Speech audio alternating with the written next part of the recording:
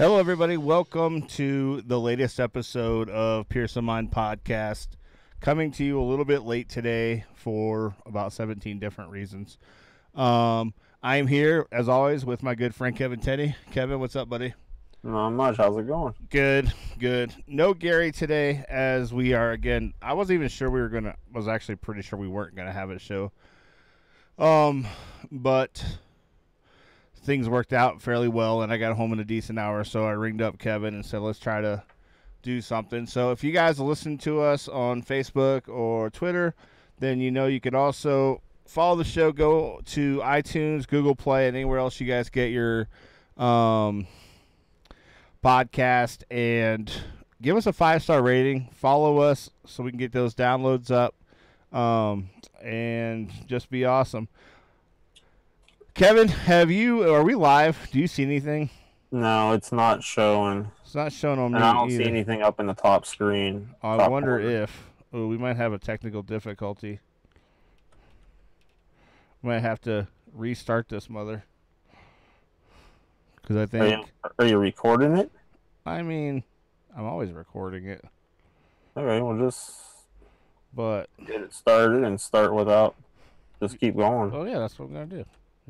Well, you said restart. Well, I may have to restart. You'll see.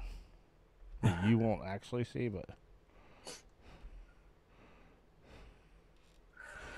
It's telling me that I got the wrong password. That's not good. No, that's not. Log in. Oh, that's why. Because I was trying to set up a new account like a fool. This is what happens when I podcast. That's a little scary. When in doubt, believe in Matt Pierce. That is how you strengthen. When in doubt, don't let it out. Yeah. Right, why isn't this thing going now? Very confused. Allow. I don't know what I did. You're acting like this is the first week we've done it. It kind of feels like it, to be Seems honest like with it. you. New equipment gets you every time. Oh, look at that. We're ready to go live. Perfect. Now, let's see if we can do it with not having a voice come up, and I think we'll be set. There we go. We are live on Facebook. That's a baby Jesus miracle in itself that I made that happen. Don't count on it twice, because I'm bound to mess it up. So after we had a pretty good show, I thought, last week. I was actually pretty impressed with Yeah, the it show. was pretty good. It was entertaining. I wish we could have got the Facebook Messenger to work, because I think Gary was having a lot of fun with that, which I think would be entertaining for the people listening. Yeah. But yeah, and then somehow I had a podcast with Eric on Sunday that I didn't even know about. And here's the deal. I don't know how it even got to the point of we're going to do a podcast. Yeah, I was kind of wondering because I saw like him and Chris were on, so I was like, maybe you're doing some kind of therapy session. But like I said, I haven't got to listen to it all, so Yeah, it shout out to my wife who's heading to her first day of work, her first official day on shift. So yeah, that's awesome news. yeah, good luck, honey. You're going to be awesome. You're a superstar. I love your ginger face, and I'm going to do dirty things to you when you get home in the morning. Besides that, if you want to be a part of the show, you could call in at 385-218-6926. We're always looking to have people on, get your input. Today, I wanted to actually get your opinion on something, because I'd be lying if I said that I prepped for today's show, because, again, I didn't think it was going to happen. Yeah, I didn't either. What's up, Chris, on Twitter? Maybe Chris knows how this whole thing got started with the show last week. Was it Sunday? Yeah, Sunday night. So Sunday night, again, I didn't even know till Monday. Somebody texted me and said you're still live streaming. I guess I was live streaming for hours on Twitter and didn't even realize it. And so I don't know how it even got started. I just know that I did a podcast with Eric and Chris. I know we talked some cereal, which, considering my state of mind, that would have made a lot of sense at the time. Cereal's a very important part of that process for me. And then I think we talked about weight, and I actually might do something Eric said, and just like I want to lose 100 pounds in 100 days, but I need to get a scale that can weigh my fat ass. Okay. But then, like, just do like a weekly update on the show. Maybe that will help me stick to it. I just need to get going. If I could get going for like a couple of weeks, I'll be good. But I have a hard time getting going. And then, like, this house, there's always something good here to eat that I shouldn't be eating. And so there's that too. So I think and it was Eric's idea. So I want to give, God damn it, I got to give this guy all kinds of props this week before we even get rolling. Because I actually did, like, he did an episode for those who follow End Zone Podcast. Bro Sickle did he sat down and did like 4 or 5 or 6 interviews with people just about like the NFL and growing it internationally. And then somehow he got somebody from the NFL who is responsible for the and if I'm wrong, Eric, please point it out to me. But like the person responsible basically for spreading the league across the world, basically global expansion. Okay. And it was actually, I honestly listened. I usually have a hard time listening to the whole episodes, but I listened to both episodes and they were really good. And I would actually truly give people a shout out to go listen to them if you haven't. They're actually really good. I hate to admit it. It breaks my soul a little bit to give Eric credit, but I do like to give credit where credit's due, and those were 2 really good podcasts. And he's found out how to get people on his show, like, from the league, and I'm still haven't figured out how to. I'm pretty sure Joe Thomas is going to perma-block me or have, like, a arrest warrant put out for me for stalking, because every day I reach out to him trying to get him to give me 10 minutes for the show. That'd be cool if it ever happened. God, I know. It is like my life, and I don't even want to talk football. That's the thing, is I have all these ideas. Like, I want to talk to Joe about just random stuff. But, like, I don't know if you heard in the podcast with Chris, because I do remember this part, is I have this goal where I want to interview, like, homeless people, because I think there's some really good stories there. But Eric was saying that it was kind of douchey. And so you're like somewhat of a moral compass for me, because you'll tell me if it's super douchey or not. Yeah. And I don't think it's being super douchey. Is it? Am I being super douchey by wanting to interview homeless people? I don't think wanting to do it. I think it would depend on how you did it. I mean, like, if it turned into, like, you just laughing and making jokes about them, then that would definitely be douchey. But, I mean, if you were doing it to be serious and they find out if they would, talk to you about, what they used to do or, what happened, trying to find out the actual backstory, I don't think it'd be too douchey. Yeah, and that's what I want to do. It is in no way do I want to make fun of them or, like, belittle them for their situation, because I know that I could very well be in that situation at any time. I think that's dumb. I would never do that. But I just think, I think there's some interesting stories how people get in those situations, because I don't always think that there's not a door open for them. I think it's that they're either afraid to go through that door or they have to sacrifice something like drinking or drugs or whatever that they're not willing to sacrifice for the help. Yeah. But and that's the stuff I want to find out. Plus, I think if we can live stream it, I think there's like ways to basically reconnect people with their, you know what I'm saying? Yeah. There's a way to reconnect people there with somebody who maybe is looking for them or can help them or, whatever. And I feel like I could spend, $20 and buy them a meal, get a good 45-minute conversation, an hour, whatever. It's like a win-win for everybody. I really want to know the stories. Like, that's really the key to me. Like, yes, there's obviously, like, the component of I think it would be good for the show. But I think there is also, like, this component of just I love to know people. Like, I want to know I want to know everybody's entire life story. Like, probably, like, on some level to, like, an uncomfortable level. Yeah. But I do. Like, I want to know everything about everybody. So for me, I think it'd be fun just to be able to see if I can pull stuff out of people. But then also, I think it would be fun to,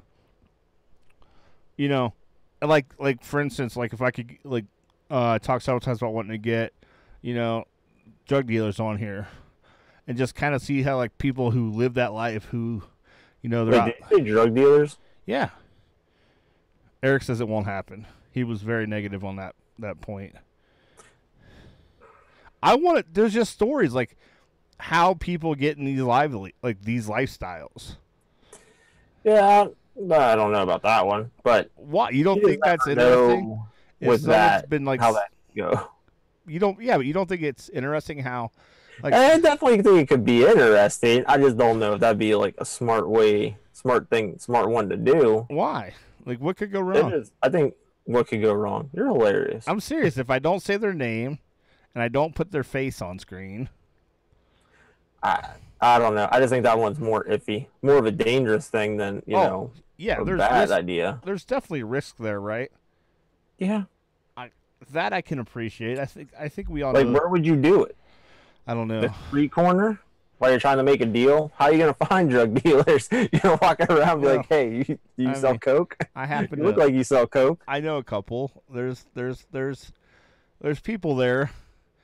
It's just getting them comfortable enough to, like, realize that getting them comfortable with the idea that I wouldn't put any of their information out there, whatsoever. Yeah. And sure, there's some risk there for me, right? Because that can't be the safest situation for me. Yeah. But it's not like you can really record at a McDonald's and talk about it.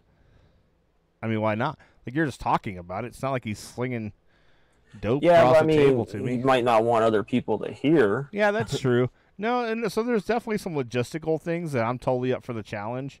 But I also want to, like, honestly, I'd like to get into Eric's head a little bit. God, I'm giving this guy too much credit today. What is going on with my world? I want to be able to do, like, get other people, like, yeah, like the Joe Thomas thing and sports things on the sports side would be fun. But honestly, I think I'm more interested in, like, the weirder. That maybe not be like the best thing, but like it's just I'm into the. I want to get the more unique people like that we don't talk that people don't really talk about. I mean, I would love if it wouldn't get me murdered just to go knock on random doors and interview just like my neighbor who I've never talked to, and just see how they got there. Because I'm telling you, dude, in those stories, there is some good stories there. Well, probably. And some of them, maybe you just get like a cookie recipe, which is always good. But yeah, I don't know. I think that I'm going to figure out how to get this done. I'm going to get some people to come on and be on the show that are different. I'm going to man up and do the what did I call it? The homeless person. That I'm definitely going to do. That's like a guarantee. We have to think of a good name for it. Yeah, I know. Like a segment name. Yeah. Fake news was already taken. That's off the table. That thing's a hit. Well, you wouldn't want fake news for for like interviewing a homeless person. Like, what would you call it? Like, I don't know. Like, Where are they now? yeah, that's terrible. It is. But it's kind of hilarious. That is. Yeah, and that's definitely not how you'd want to do it either. Yeah, no, I want to be like polite. Yeah, but that's not bad actually. The more I'm thinking about it, where are they now? How did it get here? Yeah, I was kind of thinking that one. Or like, I don't know. See, I gotta really get into this. What happened? That's brilliant. What happened? Because here's the thing, and this is gonna sound dishy. I already know it before I say it, but they don't really have to know what the segment's called, right? Yeah. They just gotta. Yeah, you can just tell them that you want to do, an interview and ask them what they'd want to tell you their story. Like, listen, I'm gonna take you to the hometown buffet, and I'm gonna let you just go crazy. It's not like they're gonna watch it. And all you gotta do is sit down for this interview while you eat. Yeah. This is gonna happen, and I'm gonna prove Eric wrong, or Brosicle, or whatever burner account he's using this week. I don't even know, like, are we on good terms now? I'm about to say, how'd you get blocked? I thought you said you got blocked I again. did. I got blocked again. How did you get blocked again? I don't know what I did. Like I said, I thought you guys had a kiss and makeup session. Okay, well, definitely wasn't that. It was. I didn't even know. I was out of my mind, Kevin. Well, you must really want to make up with him. Like, I'm guessing part of me thought it would be entertaining podcast. Yeah. But anyways, before we get into sports, I got to get your opinion, because it's like the big thing going on right now with the splitting up of the families and all the children in the dog cages. Those are totally dog cages, by the way. Yeah, I know. It's the exact same cage we have for our dogs outside. Like, literally, I thought, were they next to me at Costco when I bought that? Or was like, is that why Costco's out now? They just completely bought Costco out of all their 15 by 15 dog cages. Like, what is the Kevin Tenney opinion on Trump? For whatever reason, this was all his bad plan, blew up in his face, and now he thinks he saved the day because he's not separating families anymore. All right. Well, here's my thing about that. First off, it's a horrible situation. Like, that'd just be horrible, them taking, if I was in that situation, taking my kid away like that, not knowing where they're at, well, all that stuff, that'd be really bad and really hard. I mean, especially some of those young kids. Like, I turned on the news, like this week, I couldn't turn on the news till like 10 minutes after it started, just because I didn't want to see the videos. Because for one, I knew it was a bad thing and it's a horrible situation. But here's my question, because like you even made it in your comment when you were asking me about it, about Trump's bad plan blew up in his face. Yeah. Now, how is it Trump's bad plan when 2015 there was I think it was a California court ruled that it was inhumane to lock up your kids with the parents of illegal immigrants, that you couldn't do that no more. And then in 2016, I think it was it's either Florida judge, Florida court, or a California court again ruled it was inhumane to lock up kids for a long period of time after separating them from their parents. And what was it? There was a limitation on how long you could keep them in a holding cell, cage, whatever. You had to, and then I can't remember what it was. It's like 20 or 30 days you're only supposed to be able to hold them, and then you would have to release them to a family member or put them in a foster home. So now that was 2015 and 16, and that was against the government. So I'm pretty sure Trump wasn't president. So how is it Trump's plan? Well, because no one was actually doing this until he... No, Obama did it, because that's how the court cases got brought up, because it was happening. I'm Googling. So that's had to be against Obama, because he was the president at that time. So don't get me wrong, it's a horrible thing, whoever did it. And I'm not saying, because I've heard stuff where, like, Clinton was the one who started it. Everyone says that Trump started it, but there's court cases to prove that Trump wasn't the one who started it, and it was being done before him. All right, let's say you're right. Because I'm Googling it and I don't have the best research, right? Let's say you're right, but like, I think what Trump did was in a sense where he thought he was gonna get like his border wall money, like he made it more visible, I guess, and that doesn't mean it was ever right, but he definitely made it more visible. Well, did he make it visible, or is it just because there's so many news outlets and so many people that hate him, it became more visible? So both. So I think him talking about it made them dig deep into it. Because it's like, that's the thing that cracks me up. Don't get me wrong, I voted for Trump. I'm not ashamed to admit it. Does he do everything right? No. Does he do everything wrong? No, he doesn't. He does some good stuff. There are some things out there that he's done good. Yeah, but it's like everything that he does that any other president has done, that they make it like it's the worst thing and he's the only one that's ever done it. Well, I think like this situation, let's see, the Coast Guard situation where he sent the Coast Guard down to the border in Texas or California, wherever it was, where he did that. Everyone was having such a big cow about it, but it's like George Bush did it, Bill Clinton did it, George Bush did it, Barack Obama did it, but Trump does it, and it's like the end of the world, and he's the first person ever to do that. Like, it makes no sense. No, and those are all fair points. And I'm not saying that Trump does everything wrong. He does a lot wrong. I think he's great if you're a businessman. Like I said, I have, I think I said it last week, I actually am on some level a fan of the tariffs and stuff he's doing because he is making us more competitive. He's gonna cost us, like, prices are gonna rise, and we have to be willing to understand that. Yeah. So I don't think he's doing completely everything wrong, but I think he's a terrible human being. I thought that before. Oh yeah, he's definitely. I thought that he's as I was. himself. Yeah, and I thought that as I was, like, saying the whole election that he vote for Trump. Like, I supported him for a long time for him getting votes.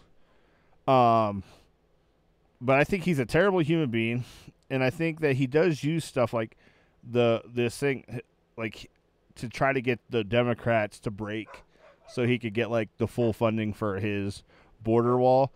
Hey, but the best thing about that was that, like, when it came out, like, you knew he was going to use that as part of the bill or whatever he needed to go through so they can stop the separating of the families. And the Democrats knew that too. So they kept saying they weren't going to sign anything that had anything with that to do. So Ted Cruz and I don't know if he did by himself or there was one other person. They submitted a bill where all it was the whole, just to stop the separating the families. There was nothing extra, nothing about the wall, nothing, just that. And the Democrats still voted it down. See, and that's why he signed it. Because their answer was, all he's got to do is sign a piece of paper. And as bad as the whole situation was, which it was horrible, but if I was Trump and I would have gave him that bill with just that on there and they turned it down, I wouldn't have signed it. I'd have been like, I gave it to them, they didn't want it, this is them. And I'd have put it out there, which is surprising he didn't do it. But I just think he had so much backlash and fire coming down on him, like he just wanted to get it over with. But I'd have stuck out strong. Because here's my thing. With not all Democrats are retarded, and not all Republicans aren't retarded. So well, no, they just don't know how to cross the aisle and actually do this thing called compromise. Yeah, and so, like, they sit there and it's like everything he says about illegal immigration. Yeah, he wants to be hard about illegal immigration, but what is it? I think it was Bill Clinton's State of the Union address, because I've heard clips of it because there's stuff about it every day on Facebook. Like, his stuff that he said about illegal immigration was as bad as what Trump is saying. And, like, everybody was all for it then. But now it's Trump, so it's horrible because just so many people don't like him, which I understand. He makes it hard to like him. But I would have sat there, and it's like, you know, the kind of vindictive person that he is, that he probably tapes sorry. He probably tapes CNN and MSNBC all day just to hear all the stuff that they're saying bad about him. Oh, yeah. And especially all the immigration stuff. Like, everything, anytime he makes a comment, like when he called that gang that's from Mexico that's got people up here now, called them animals. Like, they made it where he called every illegal immigrant animals. And he clearly stated what their name was and said they're animals. So, like, it's sarcastically. But for Trump, like, it'd be funny to see him come out with them going on about how he's so horrible about illegal immigration. Just come out and be like, all right, we're going to take down the fences. Whoever wants in can come in. Just to see, like, because you know the Democrats' heads would explode, and the couple that didn't would be like, well, wait a second. We can't do something like that. That's kind of crazy. And it'll be like, well, you just told me you wanted me to, so make up your fucking mind. Well, I think that Trump's problem is that he just naturally pisses people off. Oh, he does. He goes out of his way to do it. So, Wesley, I don't know what MS-13. I think that's the gang. Yeah, thank you. Wesley's on it. Facebook, thank you, sir. No, I don't know. I think that, like, I don't know, the kids thing drives me nuts because it does. Here's the thing, crossing the border, and here's what I've been watching, all this Facebook, and I've commented on a bunch of stuff.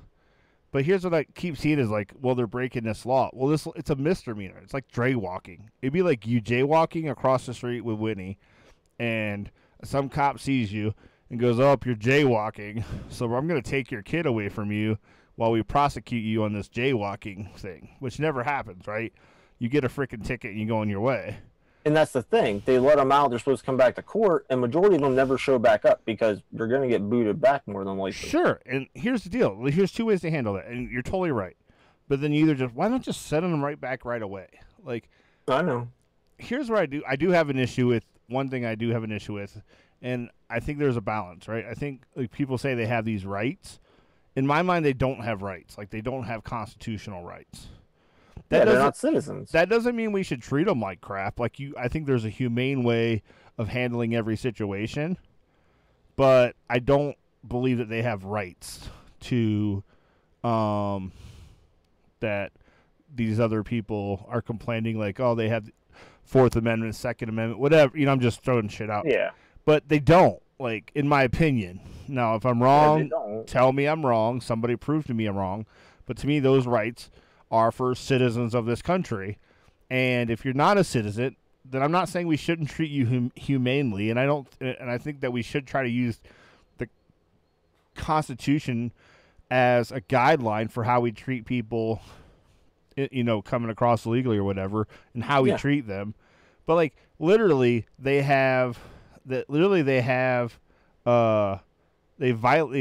essentially jaywalked, and we're treating them like mass murderers. That's how we're treating them. Yeah. And I think that's where my problem, and Trump's all for that. Like it or not, like that is something he's like very aggressive toward illegal aliens, as I like to call them. But like I don't know why he's so against them, but he's got a real beef. And yeah, I don't know. I just think that story's like kind of like handled all of the news this week. Oh yeah, every time you turn anything on, all I see on my Facebook feed, it's like, oh my gosh. But since we're talking about Trump, are you done with that part? Yeah. Sorry, I just had to get it. No, that's okay. Since we're on Trump, I didn't want to get off of Trump, but I just wanted to change. You don't want to get off Trump? Huh? You don't want to get off Trump? No, not yet. What did you think? Because we didn't get to talk about it the other week. What did you think about the whole North Korea thing? What's funny is I thought we should talk about that after. It was such a good show. Yeah, I didn't want to bring it up, but someone else brought it up last week. I think here's the funny thing is, and you talk about like how every news outlet just kind of sees Trump differently, right? Like Fox and Friends thinks he's the savior of the earth, where MSNBC thinks he's Satan reincarnated. Before you brought that up to bring me another good point. The way I look at it, I want to know if you look at the same way. Fox, in my opinion, Fox News and CNN are the same exact thing. They're just the opposite. It's basically like you're watching the Browns-Steelers game and you got the Browns podcast and the Steelers podcast. No, I think that's same fair. Exact thing, but a little bit different. No, I think it's fair. Obviously, I tend to lean a little bit more toward the MSNBC guys, just because I don't like a lot of the stuff Trump does, and they tend to like have my ear. But I watch both. Sometimes I watch it just because it's entertaining to flip back and forth when like hell's breaking loose. Yeah. And just to see the difference. But what I was gonna say is, yeah, sorry. No, you're fine. Totally, don't worry about it. So when other presidents, Obama specifically, said he was willing to talk to North Korea, right? Fox News tore him apart. Like, oh, this guy's bowing to, these terrible countries and so forth and so on. Like, just tore him apart. But then the second Trump says he's going to do it, well, he's fucking saving the world. Like, he's the almighty savior. And that's what drives me nuts. Like, I think it's good that he talked to him. But I think that, again, I think because these countries know how to work his ego, that he comes out thinking he got a lot more accomplished than he did. I hope I'm wrong. I hope he got a ton accomplished, because I think, like, even with people like that whose countries are so messed up, you have to have conversations with them, right? Because I am a big believer in conversation. Like, I have sat Kim used to think I was crazy because like we'd had this one friend and I'd go to parties and this guy would show up to the party almost every time, and I actually really looked forward to him showing up because he seen the world the complete opposite as me. But we'd have like 4-hour conversations. And like we would kind of come to a middle ground and understanding how each other, why each other feels the way they do and where they're coming from. And we found a middle ground. Like, and I just think like that's one of the fails is people just don't have conversations, let alone we don't do it in our own House and Senate. So I think it's good that he's going. I don't know that he did anything good came out of it. I don't know. We'll see. But I think it was good that he went. Yeah, I'm the same way. The two things that I didn't like about it was, one, they were signing a piece of paper at the end, so it's like, well, what were you signing? Yeah. And that's the crazy thing, nothing's came out yet, except for that us in South Korea aren't going to do the war games play no more or whatever, but it's like, there's more to it than that. But isn't that kind of us siding with North Korea, which I can't think is a good thing? I don't know if it's that. I think it's one of those in a show of good faith that we're not going to do, because the whole point of doing that was to show North Korea that, hey, we'll fuck you up. So it's like, I can understand that. But it's like, why? What are we giving them? Why are we doing that for them? What are they doing for us? Yeah. So like none of that's came out yet. So that part bothered me. And then when Trump was talking about him, like he said all kinds of good things. And like, instead of just saying, because he's a horrible dictator and just a horrible person, but it's like, and I understand you want to play nice, but I mean, you can't just sit there and be like, oh, well, he's worked hard. He would say that, and then he'd be like, I don't want to get into some of the stuff he's done. He just little comments like that he would make, and it's just like, all right, well, he's a horrible person. So in a way, you can still say he's a horrible person, but try to put a nice spin on it. Be like, he's done some not so nice things. It's like you can figure out something. But it was like he was talking him up like he was this great guy, and it's like, yeah, I don't know. And he's like, he took over a country when he was 24, and he's had to do some hard things. It's like, well, he killed half his family, an ex-girlfriend. He's starving his whole country. It's like, yeah, I guess that could be a hard thing. But, it's just like, that was the two things that I didn't like about it. It's like, outside of that, like, I just think the meeting in general was good, but it's just, he shouldn't have talked them up. Yeah. No, I don't disagree with that. The whole thing came about so quickly. Yeah, especially after he canceled it the week before, 2 weeks before.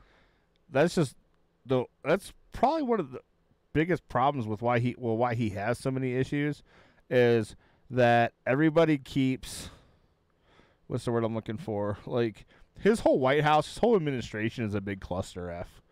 Oh yeah. I need to get a job there. I'll straighten that shit out.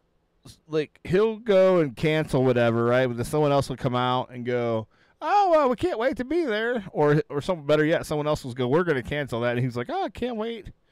Yeah, like they don't have their stories in line. Like it's so dysfunctional, which is actually really scary. Yeah, oh, it definitely is. It's entertaining at times, but it's scary. It's scary, especially when you think about it, at some point it's gonna blow up in our face, like. Oh, yeah. Especially now, I mean, you're putting a tariff on Canada. You're raising the tariff. And you got the Canadian Prime Minister he's pissed and basically calling you a douche and probably still saying sorry afterwards. But it's just like, why are you going after Canada? Like, I could understand someone putting, like, an extra tariff on Mexico to a point, because then you could just be like, well, we're taking care of half your fucking country because they live here now. But it's like, what can Canada ever do? They just stay up there. Yeah, do their thing. But here's the thing. We get dicked, and I don't know what our deal is with Canada, like percentage-wise, but we get dicked in almost every trade agreement. Oh, yeah. And I don't know how we let it happen. We're supposedly the most powerful. Bush. Come on now. I think I'm it not was saying happening. It was all Obama. It was happening way before that. In Clinton, I mean, all the way back, right? But what was I saying? Who's lost? You said Obama. I said blah, blah, blah, blah. How we got screwed up so bad. Yeah, no, but like we, for whatever reason, we're supposed to be the most powerful country in the world, and we just let people work us on these deals. Like I don't know if we like feel that we have to be amenable to every screwed up deal out there. Um, but I gotta give Trump credit. Like he is being ultra aggressive, and it's surprising everybody because it's just not something politically our country does. No. You know. So, but I think it's due. I mean, think about like I lost my job, my last job specifically because it was cheaper to make the product in Osaka, Japan, and pay to have it shipped here, which you got to have it slow boated over here, so it's not cheap. Yeah. But it's cheaper for them to do that than to continue to, have a plant here in the States. I don't think that's good for us. Oh, no, without a doubt. Because I know where I work, there's a line, that whole street's nothing but like steel factories. And a lot of them, of course, except for us, but a lot of the other ones are starting to put signs in the front, American metal. Yeah. They're, and the thing is, like, the steel industry is actually hiring people now. So those tariffs might not have, like, they're going to cause us problem. Like, there's a big reason why it just cost me $100 to fill up my truck. Like, but we have to, this comes down to with our whole problem, and I don't want to dive too deep, but I could. That's fine. Like, whatever. It's our whole problem of America is, like, we don't want to, like, give anything. We just want to keep getting, right? Yeah. I'm talking, like, I love the idea of single-payer healthcare, right? But we don't want to do that because guess what? Our taxes will have to go up. They have to. Or we'll have to actually budget better, which I think we could do that too. There's a lot of bullshit in our budget that I don't think we need, that I think's overspending, that we could steer, put toward in the healthcare. right department. But I use that one because I think that's a big one that affects everybody. But anything really, like, there's so much stuff that we want, but the second anyone says, well, you might have to pay some extra taxes for that, or, your fuel costs might go up. Well, now you're the devil. Like, we are the most just coddled country on some level. Like, we're not willing to, and I don't understand how, especially how we came up and how we came to be, how our country has become so weak on some level that we don't want to, like, we're not, our parents, like, especially, like, think about, like, even our grandparents, right? Great Depression. Like, we've watched them, our grandparents, at least I know I watched my grandparents and even my mom. Like, we sacrificed and we, like, budgeted, and we knew there were things we couldn't have because we just didn't have the cash. Like, and I don't understand how, as a nation, how we can't get back to that. Like, oh, well, I don't need a 13-car garage in my house. Everyone's too coddled now. So many people expect everything to be handed to them. Yeah. They get whatever they want. There's no more real discipline in schools and in most homes anymore. I mean, why? I think it's the homes is the biggest problem. Like, schools, I don't think you want a whole lot of discipline there, but the problem is we're not doing our job as parents. Oh, yeah. I mean, it definitely starts more at home than at school, but I mean, when I was in school, same as you, because you're older than me, I mean, if you got in trouble, like, you might get a detention, but if you got detention, more than likely you got paddled before you got out of that office with your detention slip. So I know we did at our school. So for me, I don't remember that part in my school, but I did get expelled in first grade. And so from first grade to third grade, I went to this school in one class for 3 years, same people. And it was for students with disciplinary issues because it turns out I was not good for substitutes. Yeah. And so they were allowed to spank me. And so, like, anytime I messed up in that class, which sucked because not only did I get an ass whooping at school, but then I had to go home and tell my mom I got an ass whooping. And guess what I got when I got home? Another ass whooping. And that's how it was. Yeah. But yeah, when I went to school, that's what it was. I mean, depending on what you did, you get paddled. Your parents had to sign a paper at the beginning of the year. And I don't think that's a terrible plan, really. Like, it worked for a long time. Oh, yeah. But the problem is, one parent got pissy and sued, and then you can't paddle at school no more. The problem is you get, like, these principals and teachers that get, like, just a little, like, they go above and beyond. Well, they actually had guidelines where it was, like, certain things that you did and be how many whacks you got. And there was no more than 3, I think, if I remember right. Yeah. And that would make sense. Or just, like, Because here's the deal. Like, here's what the problem is. We find, like, one guy, right, who's out there just using that board like a maniac on kids' asses, right? Yeah. And so now we assume that we need a law that says that you can't spank kids in school because one guy ruined it for everybody. Yeah. And that's our problem. Like, we can't. Our problem is, like, we try to solve every single, like, anything that comes up that's wrong with the system. Our first solution is just to get rid of it. Oh yeah, and so many people are so sue happy nowadays. Oh yeah. And it's just crazy because I think all the way from elementary and middle school, beginning of the day, you started your day with the Pledge of Allegiance. You had to stand for the pledge, say the pledge. That's how you started your day every day. Well, Yep. then when I got to high school, some parent didn't like that their kid was forced to say the Pledge of Allegiance, so they sued. So then it was one of those, you don't have to stand, you don't have to say it, but we're still going to do it. So they had to give you that option because then somebody sued and won for some ungodly reason. See, and I wouldn't be so mad if they didn't want to stand, but I think they're like completely, again, to get completely where you just get rid of it is stupid. Yeah. Because I totally respect, like, I might not like it, I might not understand it, but I respect someone's right just not to stand and do the pledge or whatever. But it shouldn't even be made a big deal of. Like, just, we're going to do the pledge, and if Joe Schmo doesn't stand, then Joe Schmo doesn't stand. Like, our problem is, like, we want to highlight everything, and if it's not like approved by everybody in every religion and every racial class, whatever, we just get rid of it. Yeah. And that's what frustrates me to no extent. Like, I think there's a reason why. This goes, like, all the way back to my whole reason. Like, this is my big reason why I think you have all these school shootings and stuff. It all goes all the way back to this, just, like, kids aren't shown how to deal with, not controversy, but... Let down. Yeah, let down, but also confrontation. Yeah. That's the word I'm looking for. Confrontation. Like, yeah, like in my growing up, most kids just fought it out. Yeah. And I'm not now saying you get arrested. Yeah, and I'm not even saying that's totally right, but it made sense. Like, usually, I remember, like, this kid, Ron, I used to hang out with growing up. We'd get in a fight at the bus stop, but it'd be cool. We'd be, like, team members on basketball at lunch. Like, we just got it out of our systems. But now you're right. Like, now you're going to jail. And God forbid I get in a fight with a black kid, because now it's a hate crime because it's a black kid. Not because, he called my sister a whore. Well, yeah, my sister might be a whore. But, like, you don't call my sister that. But because you're black and I stood up for my sister, I only did it because you're black. Yeah. That's where I get frustrated.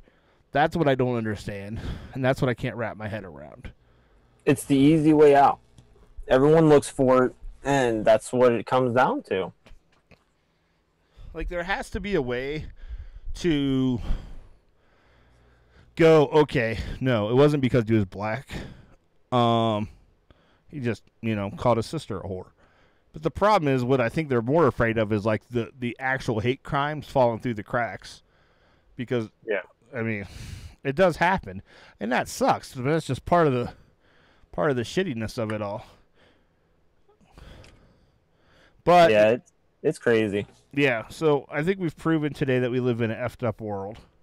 Oh, I got another one that makes it even worse. Oh, yeah, bring it. I don't know if you heard it. It was like a week or two ago because I wanted to bring it up, and I didn't because I forgot about it. But there was a case, my buddy told me about it, so I read up on it. There was a case in Florida where a black man was shot by the cops, and the family sued because it was a regular cop shooting. Is this the garage one? Huh? Was he the one in the garage? Yes. Okay, keep going. So have you heard about this then? Well, keep going. I think I know where you're going, but all right, they sued him for whatever, unjustified killing or wrongful death. The jury, and this is the part that gets me. The jury awarded the family $4 for the settlement because they said they believed 99% of it was the guy's fault for being shot, and they only held the cop accountable for like 1%. So with them actually saying that, they didn't. I don't think they found them guilty, or maybe they did. I don't know how they did it.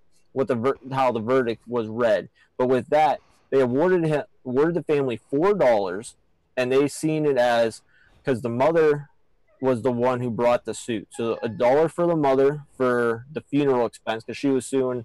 I don't even remember if it said how much they were suing for, but they wanted obviously the funeral covered and this and that. Yeah. But they gave her $1 for the funeral expense and then $1 for each of his 3 kids. Yeah. And then with them saying that the cop was 1% at fault, the police force or whatever had to pay 1% of the awarded money. So the police station was on hook for 4 cents. Yeah. That. How do you do that? Like, if you don't think the cop was guilty, just find him not guilty and don't award money. But I think that's more of a slap in the face to only award them $4. Like, that's just crazy. Oh yeah. No, I vaguely remember this case. And I don't. Did they ever recover a gun at the scene? He had a gun on him, but it wasn't loaded. Okay, so that because he was in his garage listening to music, and a parent, I guess he was close to the school because a parent was dropping off or picking up her kid and called the cops for the noise. And the cops showed up, knocked on the garage. He opened the garage door, saw the cops, turned around, was closing the door and turning around, and they saw the gun, and then the cop just started shooting into the garage door. And then they waited for SWAT to come, so they didn't find out he was dead till 4 hours later. Yeah, I struggle with this because I don't want to hate all cops. I definitely don't. But I find myself, and a lot of it is because of stuff like this, like, it's so douchey. Oh, it is. And that's the bad thing, because it's like they try. I just think sometimes they try so hard to make it sound like what he did was right.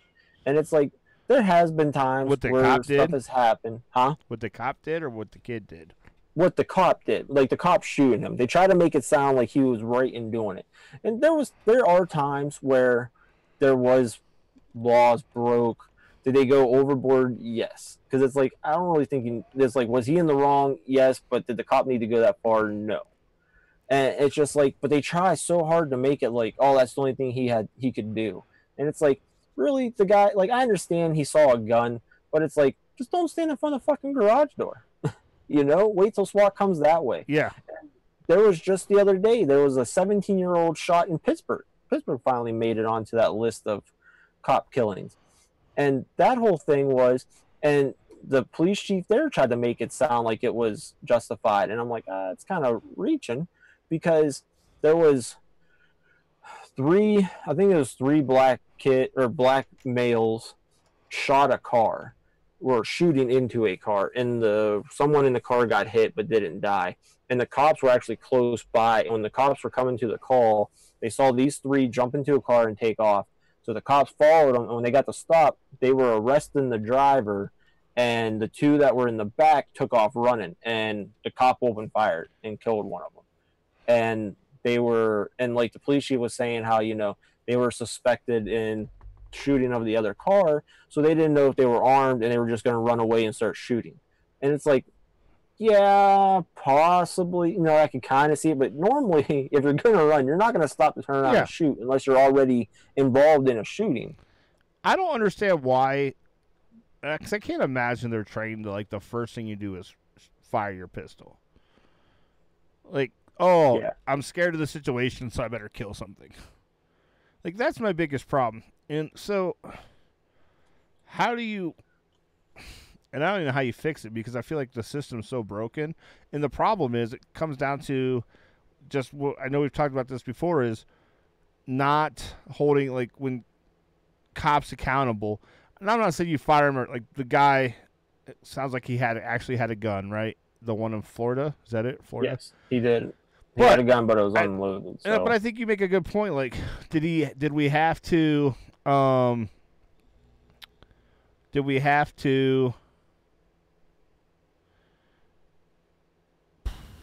like, shoot first? Why not wait till SWAT gets there? Yeah. Like, I don't think that their first inclination is great. Like I think they're failing on that first plan of, oh, I'm just gonna shoot now. Like I think like there has to be steps. Like oh, kids are running. Hey, they're young. Like I just think that's the problem. Why people like me get so frustrated with cops, and then they're not held accountable. So it's like, oh, okay, so this guy shot. I'm not saying he should be fired because the guy had a gun. I want to respect that.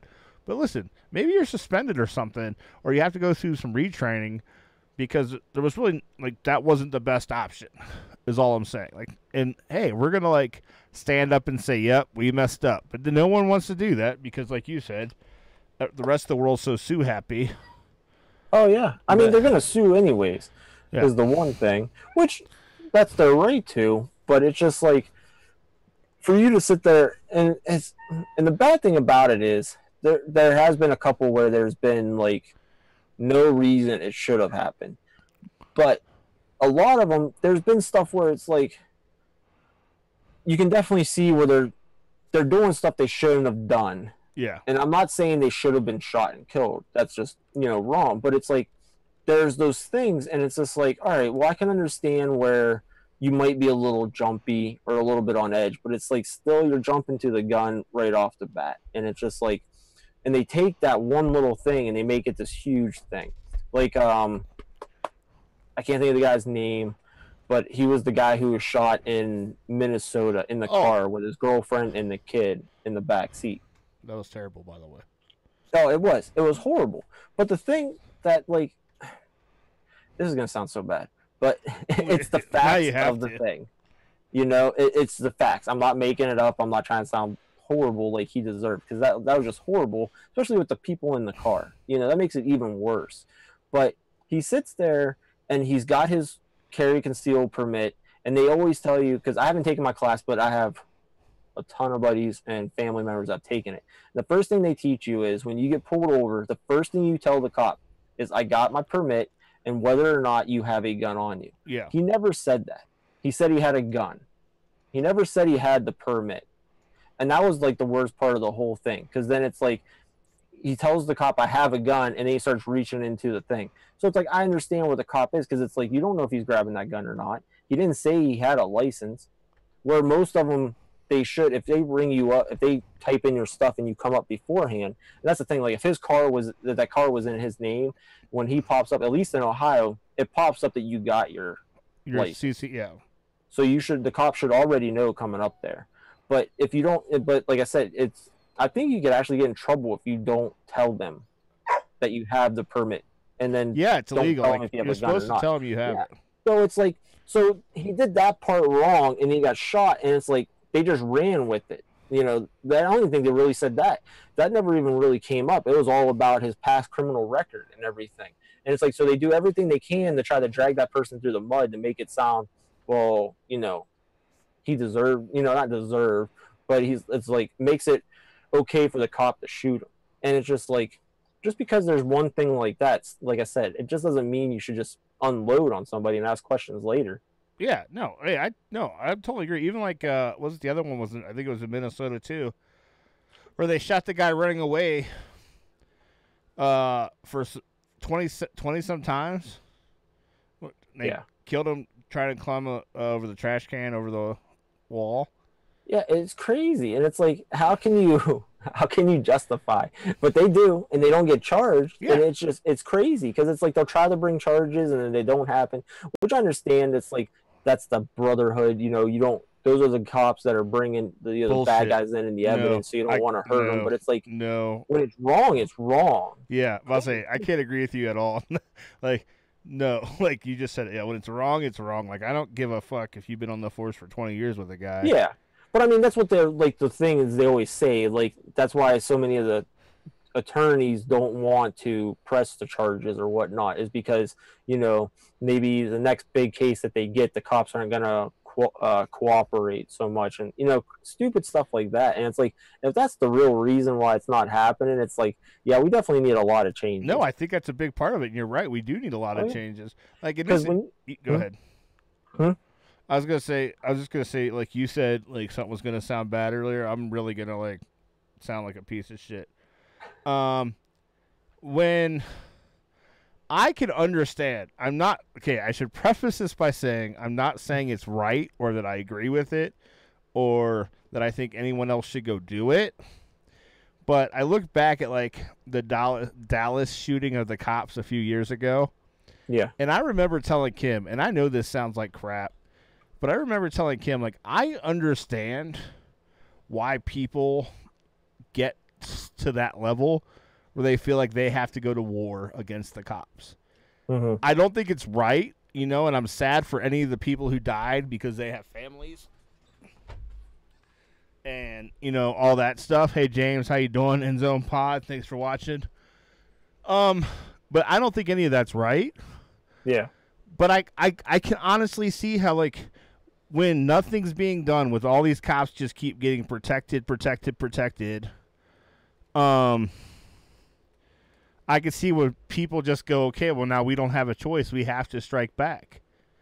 Yeah, and it doesn't help when you have, like, I understand you don't want to fully back them, but you got to watch how you phrase words, because, like, at the time when all that was happening, you have a president that comes out and throws all the cops under the bus, and it just, you get stuff like that gives people ideas, and it's like you're not making it better, you're making it worse. Because right after I can't remember how it was he said it, but it was should really you not call out the cops? Huh? Should you not call out the cops? To a point. I mean, you gotta sit there, but I mean, you gotta be more specific and be like, because obviously not all cops are bad. There are some bad ones out there, and it doesn't help that there are racist people that are police and, you know, stuff like that. Yeah. But when you sit there and you put them all in one lump sum about how cops are horrible and what they're doing is wrong and something needs to be done, it's like, that's true, but you got to watch how you say it, because it's like right after he makes that press conference when he was saying it, it's like, what, that weekend there was 2 officers shot in New York that were just sitting in their police cruiser. Some guy walked up behind the car and just shot him. Yeah. You know, so it's like after that, the spike in cops getting shot like went through the roof, and it was just crazy. And it's like, never came out and said anything about the cops being killed, but as soon as someone else got shot by a cop, he was right out there saying comments. So it's like, that's, you know, you start off with bad comments and you jumble them all together, and then you don't come out to say anything about the cops being killed. It's like, what kind of message are you sending? No, I could see that. I hate to admit it. I could see that. Oh, I know. I used to argue with my buddy about that all the time at work. He's funny to argue with. I love dude, I could press his button so quick and make him so mad. Like, it's bad enough. Is this the one you ran your fake news by? Oh, yeah. Needless to say, and he hates when I have points to show him. And it's like, don't get me wrong, it's some of the stuff I argue, it doesn't look good for me. No. But it's like, I'm giving you facts. If I was just saying whatever just because I wanted to, like, make it sound like it was right, I could understand. But if I am giving you facts of what happened that is out there on the news that you can see, it's like, I don't understand. Like, you might be upset because of that, but it's like, don't be pissy with me, because it's like, if I say anything about, like, defending Trump, it's like, well, here's the facts, and it's just like, well, that can't be true. And it's like, well, obviously I didn't see it on fucking CNN, but it's like I don't pay attention to Fox News either. I can't stand watching either one of those. They're horrible. Yeah, no, but it's like, they're frustrating. Me and him were arguing because he watches CNN all the time, and he watches it at freaking work, and drives me crazy. But I sat there and I made the same point to you. Fox News, CNN News are the same exact thing. Oh, yeah. And he's like, oh, dude, he had a cow. Like, he was so mad. He's like, I got work to do, and wouldn't even talk to me. And I'm like, how can you not see that? Like, that's seriously, you're completely blinded if you cannot see that. And he's like, oh, you just think it's fake news. I was like, no, it's all fake news, but it's like, they're the same thing. And yeah, so me and him got into it really bad about that, because then his argument was, he was like, oh, like, Sean Hannity's a real news broadcaster. I was like, no, he has an opinion show. And he's like, well, that's all Fox is. I was like, well, what's Anderson Cooper? Well, it's all the same, just different. Yeah, exactly. Anderson Cooper, he's the same thing as Sean Hannity, but he's gay and he's on CNN. Yeah. Hey, all right, let me run you by this before I forget about it. Okay. Except for Millie wants to really ruin the show. Millie, I need you to hold on. Chill out. All right, so here's the deal. So I was thinking about, we're kind of, I don't, this is sound like a real hard switch here, but I seen Eric might be watching. So that I want. So remember I talked to you, I kind of brought up the idea of this fantasy league. Yeah. And it'd be a small league. I'm thinking like I want to have Eric in it just so I could beat him at fantasy. And it'll be fun to beat him. But I'm thinking like honestly like 8 people, like a small league. Gary, Eric, maybe Mondragon. And I don't know how, but I literally want to do it like just like the show The League. And if you haven't seen the show The League, your life is not worth living. No, I love that show when it was on. It is one of the greatest shows I've watched. And I'm sad it's gone. But I want to do something like that. No money involved. 8 people, or maybe like top, like 8, 10 tops. But I really like the 8 number because then it's more like. And then obviously, if you win, then you're like king for the year, and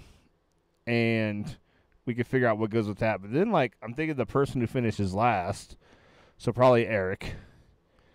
If Eric like that person has to do one thing, and obviously you guys have to be comfortable with the guidelines, but one thing from each person in the league for that year. So like whether it's like, oh, you have to go stand outside with a fucking sign or whatever for a half hour, something stupid, but like you have to take shit from one person, from each person in the league. Hold on, I think Eric says he's trying to call in. I think it's fake news.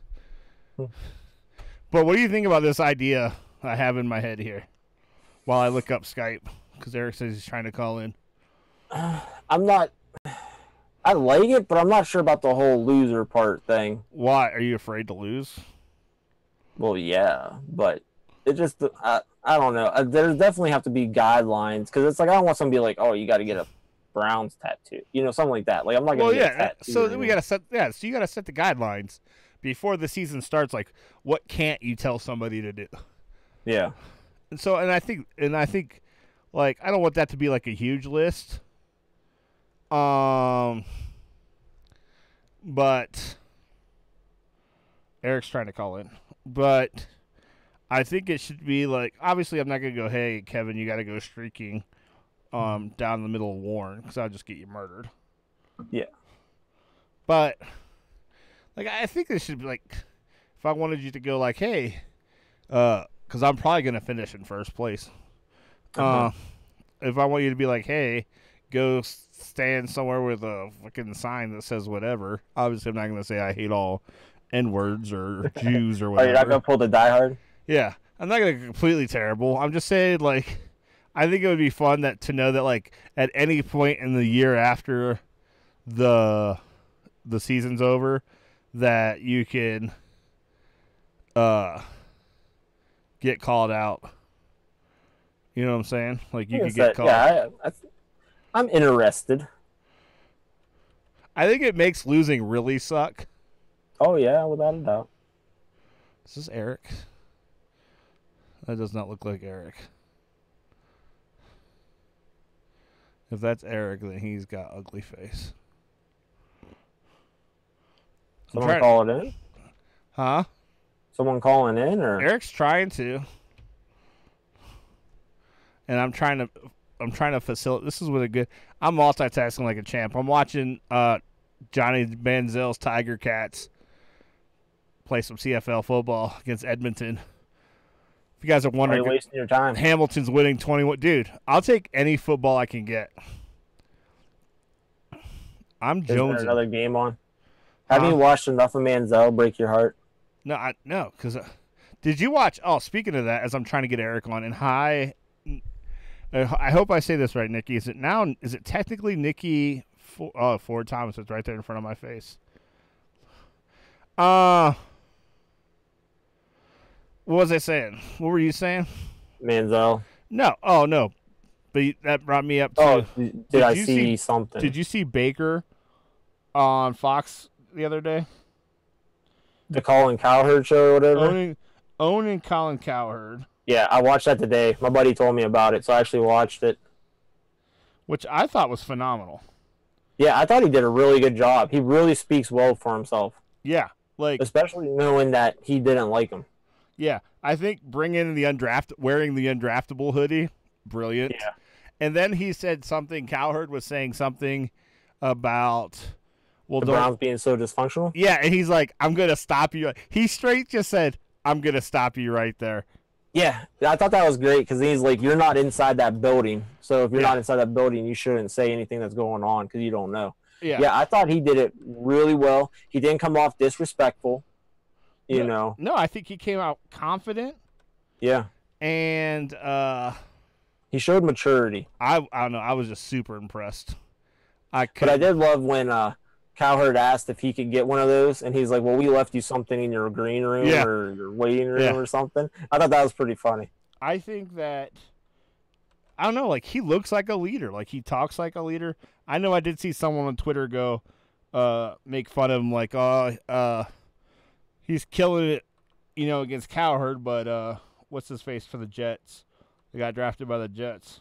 Yeah, McDonald, whatever. What is his name? Oh. I can't think what his name is right now. Oh, what is his name? I heard it every day for 3 months. Not Rosen. No. Sam Darnold. Yeah. Sam Darnold's like killing it on the practice field. Like, seriously? Like, I don't understand why that's really necessary. Yeah. But I did like when he was talking about his celebrations, and he talked about, I think it was the Buckeye game, him running down the sideline, and he's like, that's the only clip you show. He's like, what about the first 3 touchdowns I scored where I celebrated my team? He's like, I just wanted to go celebrate with our fans and family members that made the long trip. And he's like, but that's the 5 seconds you want to talk about? Yeah. And he's like, dude, he was like, you would have thought as good as he did, like, it would have been like a freaking a town hall or some kind of political I can't think of the word. Holy crap. Political debate. Like everything was rehearsed. You knew all the questions that were coming your way. Yeah. Yeah, he just slammed them. He was on it. And even he's like, I was running to my fans who, by the way, like showed up. Like, yeah. I don't know. I could have been more impressed if you can't already tell. I gave him A+ for it. I thought like I said, I agree. I thought he did a great job.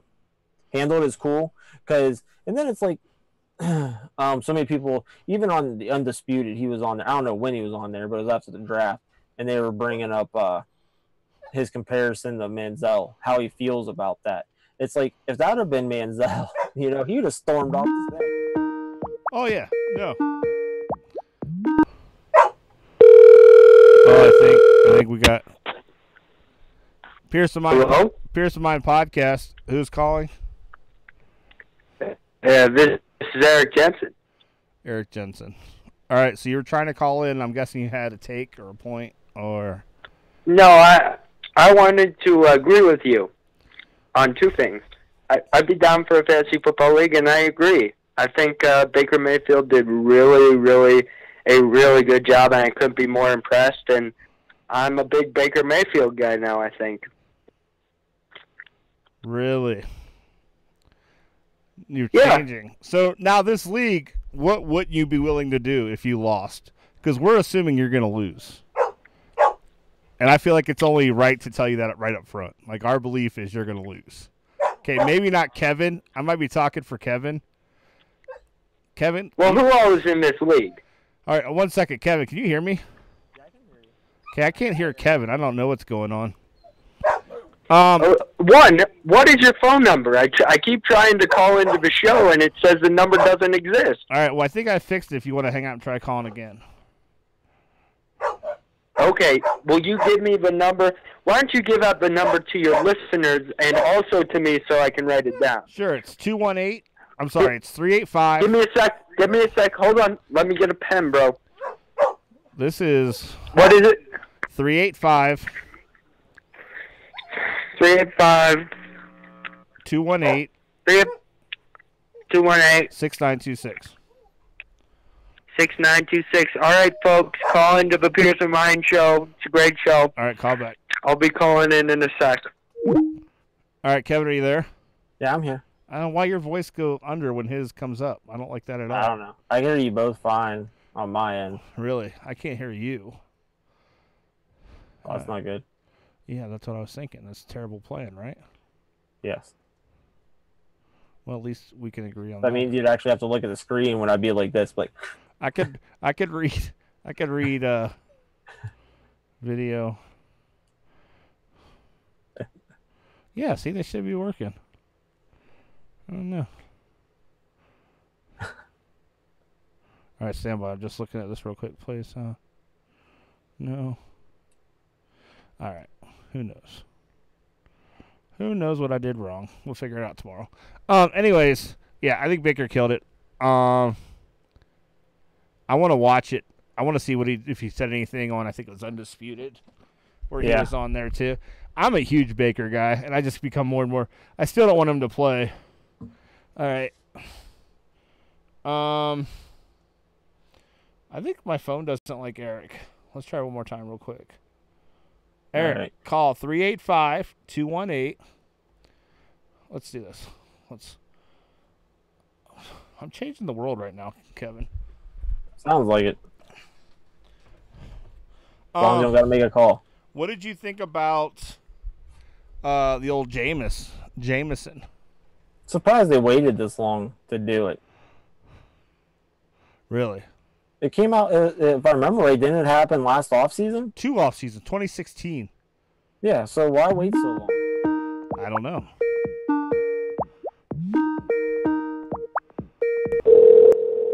Oh, it said we had a missed call. Sup, folks? Said we had a missed call, so it must be your fault. So now we have you back. What is it? So Kevin's afraid that he might lose, which I could understand that fear. What? All right. What? No, you gotta give me a the scouting report. What's this league like? So it's going to be a PPR, right? Probably double flex. Double flex. Yeah. Why not just go 3 wide receiver? I don't know. Or we could do 2 quarterbacks. I did that one year and everyone hated it. I don't want to do that. If we do something weird, let's do something really weird, like 2 kickers or something, or a punter. You are getting weird. Like you just I know. You just couldn't you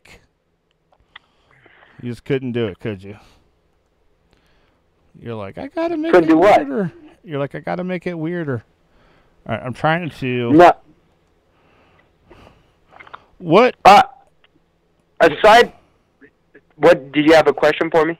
No, I'm waiting for your answer to my question. Like, what are the things that, if you were to lose, if you were to be the last person, what wouldn't you? Well, why don't you give me a list of things that would be thrown at me? Well, I don't know. That's the great thing about it is, like, some people are demented, like Kevin. It might have some real. Kevin. Yeah. What kind of fucked up shit do you want me to do if I lose this league? I haven't even thought about it yet because I was trying to figure out the same thing, like what kind of guidelines. I didn't want it to be anything crazy, like because I've seen where leagues they'll have you get tattoos, and it's like I ain't getting a tattoo. Well, yeah, no one wants you. No, I feel that. No, yeah, I'm not getting a tattoo.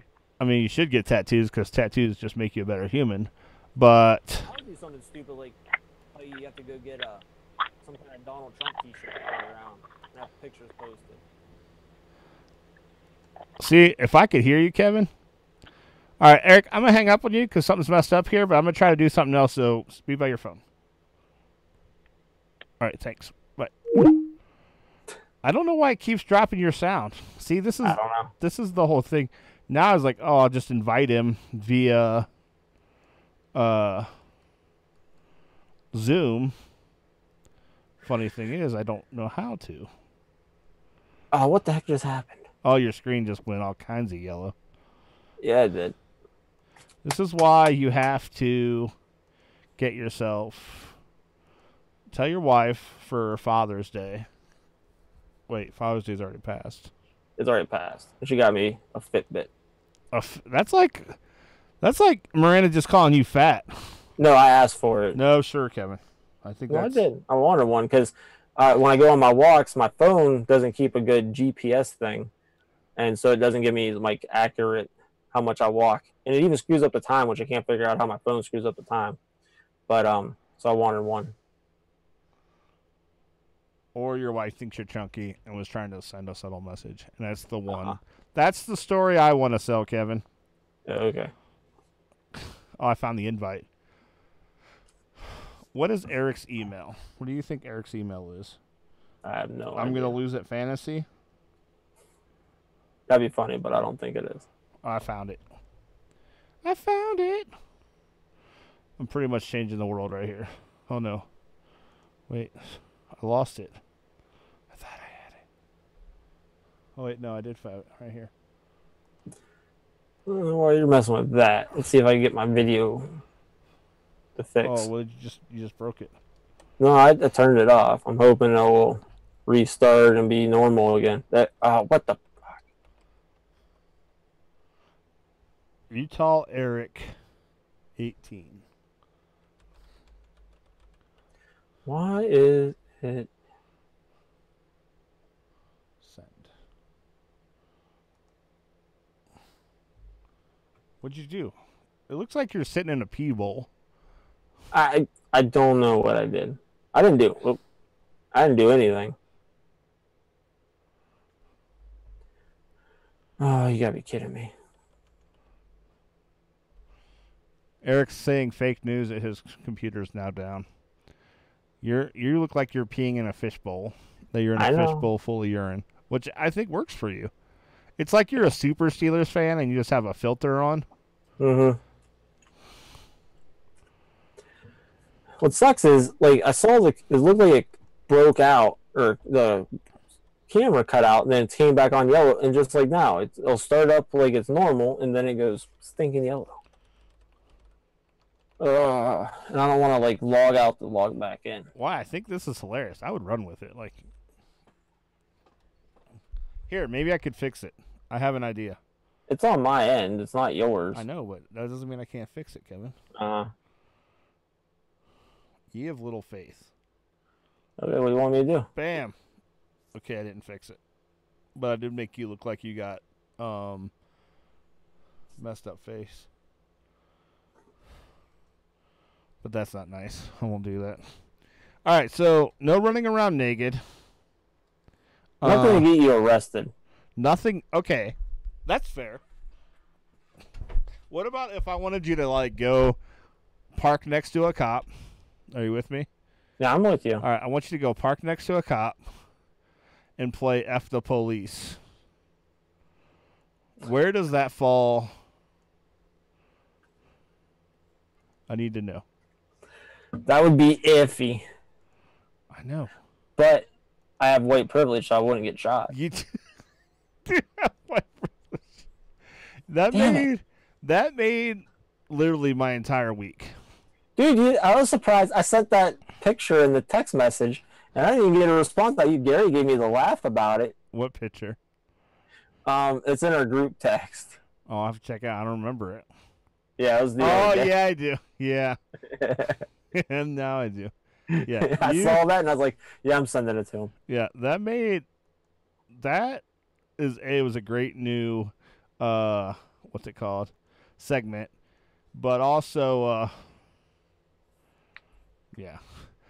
Oh, that's what I want to talk about was old Jameis. Like, how is he? Yeah. If he doesn't get in trouble, I don't understand how the NFL can get on him for this.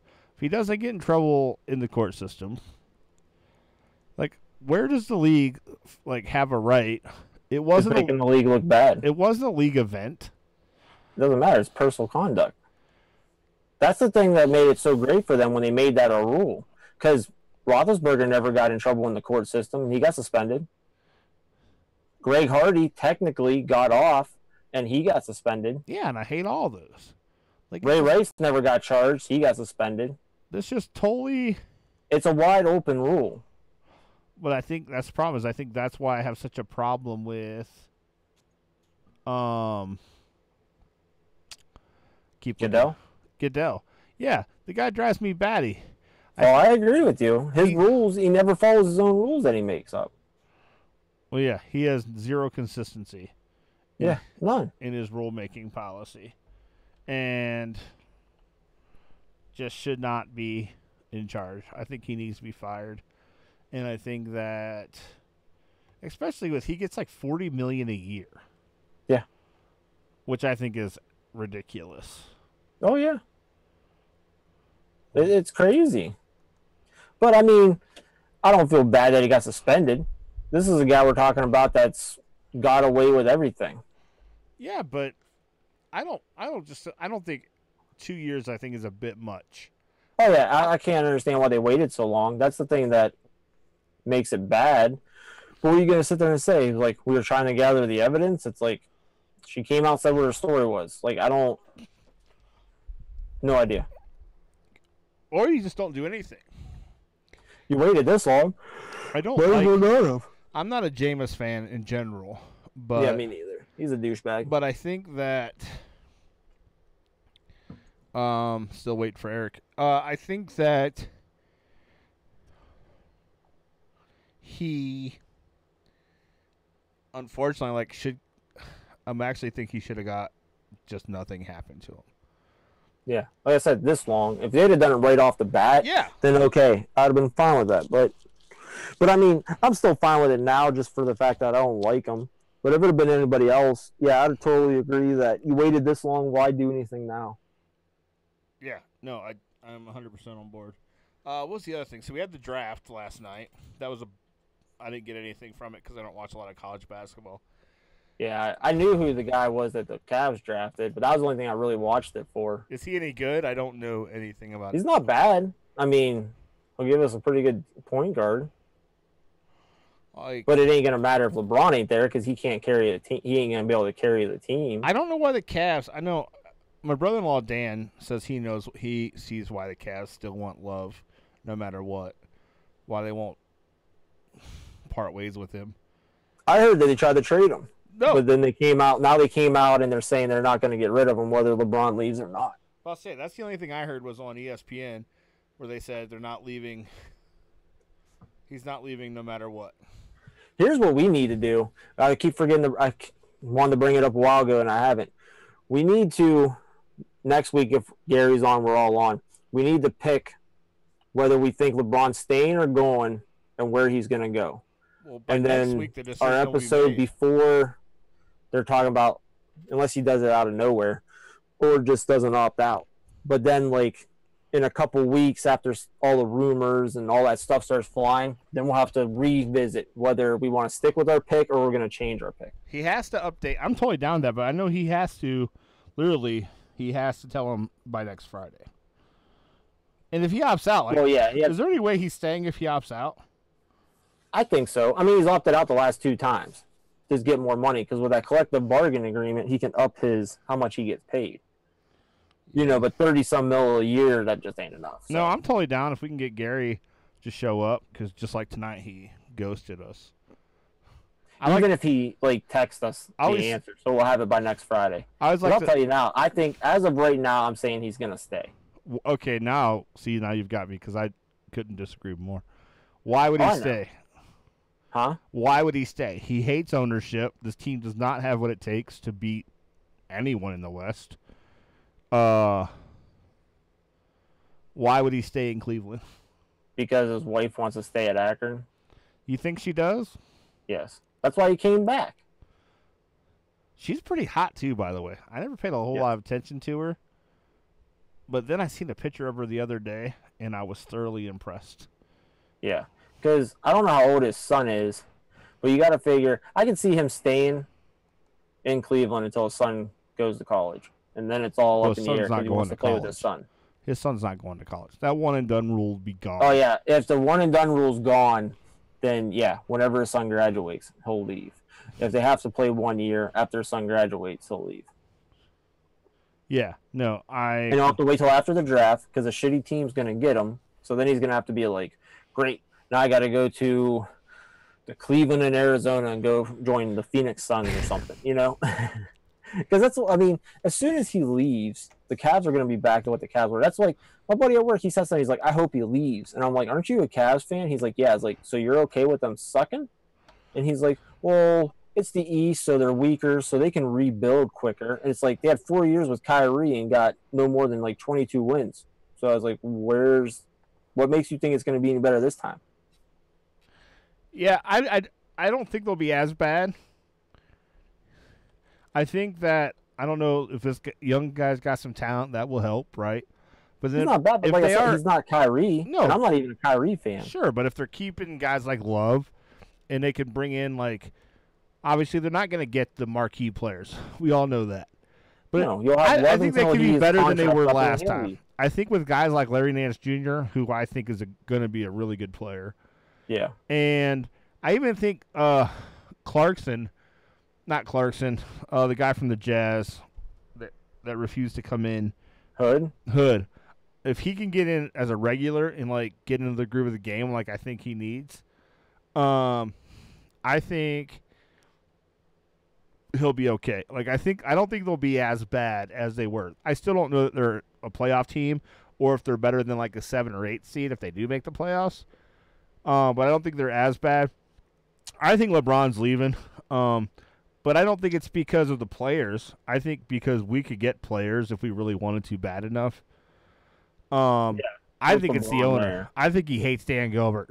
And Without a doubt. and I knew he hated him before he came back, but I think he felt like he owed us a championship. Like I felt like he feels like he left something on the table. Yeah. But I don't think that. I think he's done. I think he's like, all right, I got you the ring I promised you. And listen, I just fucking can't stand this guy. And I don't even blame him. I hate Dan Gilbert. Yeah. Did you That see guy's after? a real piece of shit. I think it was after they beat Boston. They were showing video from the hallway, and the team was walking by, and Gilbert was back there. For whatever reason, he was on the other side of the barricade, but he was shaking everybody's hand, and LeBron just walked right by him. Well, yeah, they hate each other. Like, Oh, yeah. I mean, everyone Gilbert knows hates it. LeBron because LeBron's got all the power he has. Yeah. And LeBron hates Gilbert because he is kind of a douche. Yeah.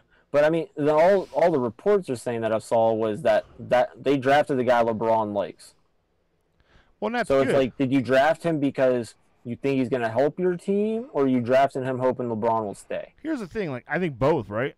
If LeBron Yeah. likes him, he's probably can ball. But I do think that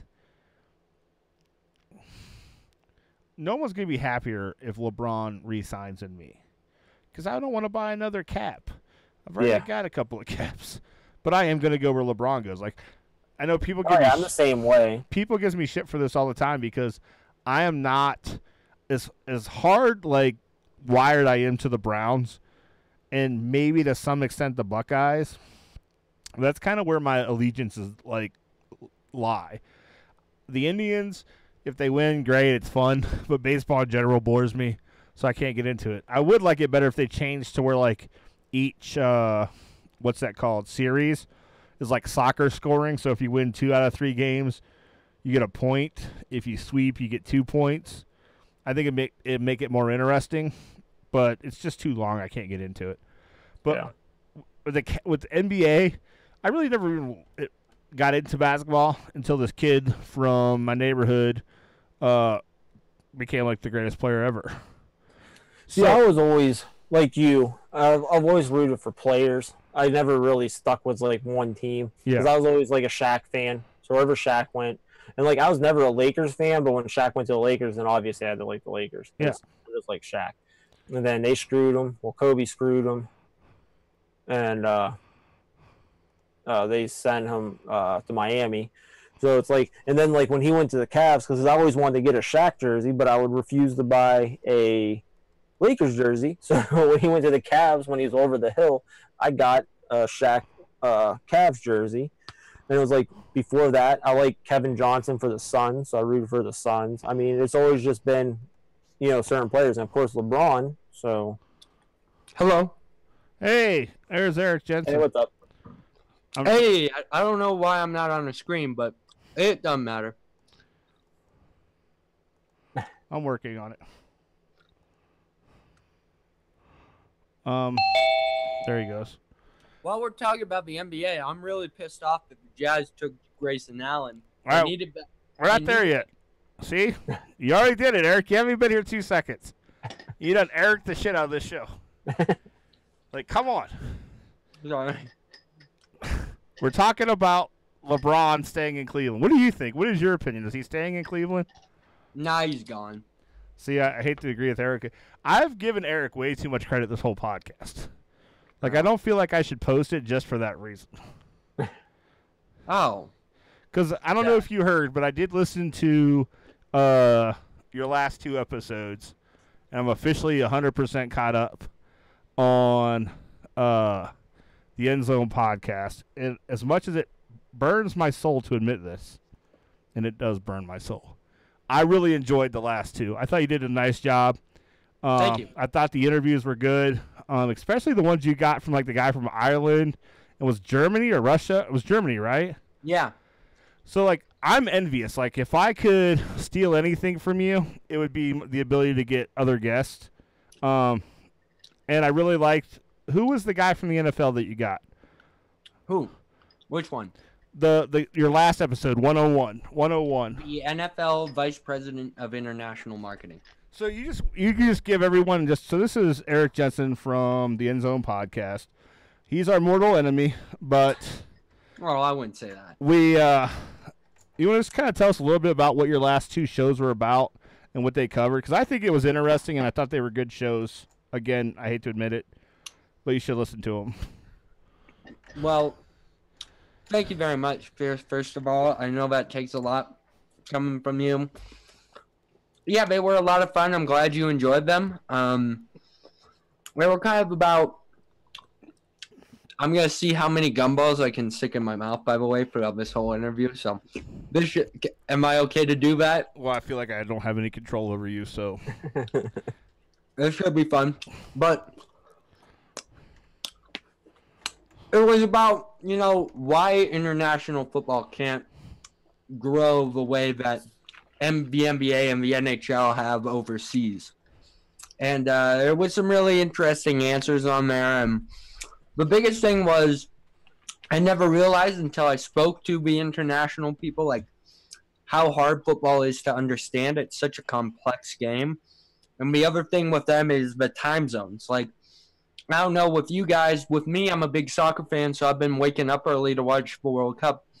But I'm going to make an assumption and say, Kevin, you probably haven't woken up early at 6 a.m. to watch Brazil and Costa Rica play.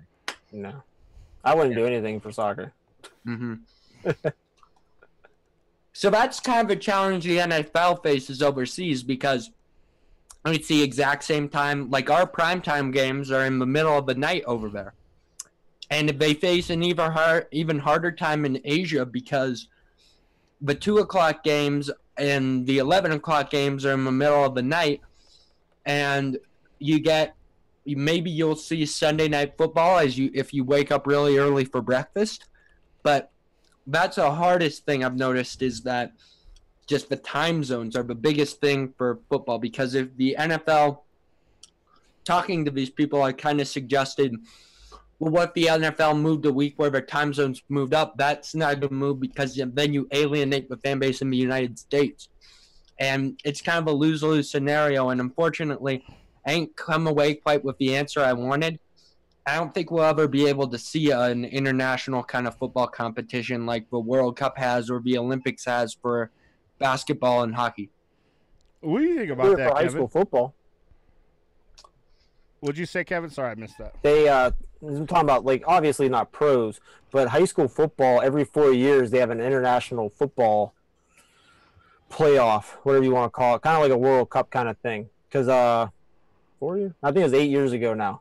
It was actually hosted here in Canton, and the USA team won. But they had a team from, like, all overseas. They had a Russia team, a Germany team, all kinds of stuff. That was a pretty big thing. That sounds interesting. I'd love it to was go pretty watch cool. Mm-hmm. And I think that's a good starting point, right? I think getting you, and that's the key anyways, right? Getting young people interested in those other countries is the key, in my opinion. I think you're right. I think, and I listened to those interviews, I think it's just going to be too hard honestly, for the NFL to shepherd that movement. I think it is going to take the youth in, like Kevin, you said the high school, they do it. I think that's what it's going to take is get the young kids invested in, because here's the deal. In any country, if the youth are into it and those countries can find a way to get a buck off of it, they're going to find a way to make it work. And so it might be 20 years down the road before we have any real competition, maybe longer. I do think it's possible. I just don't think I don't think that, from what I gather from your interviews, Eric, I don't think it's possible for the league to shepherd that forward. I think honestly it's going to be lower, and even some of these like AFF or the XFL finding a way to make them. I think they had a perfect thing going, and I don't know what went wrong with it. And Eric, I know you watch a lot of stuff on the side. Like, whatever happened, what went wrong with the NFL Europe? Because I thought it was a good plan. No one showed up. I honestly don't have any input on that because NFL Europe's a little before my time. Oh, I forgot you're young. As a football fan, that was kind of the 90s. I was born in 99.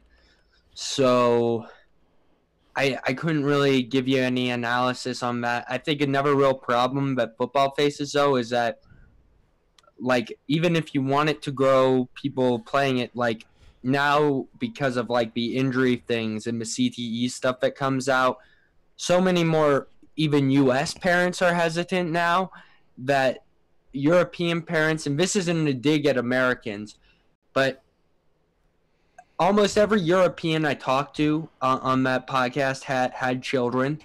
And when I asked them kind of off screen, like, would you let your kids play football? And they said, no way in hell. Because it's just too dangerous. I think that we as Americans have less caution sometimes than the rest of the world does.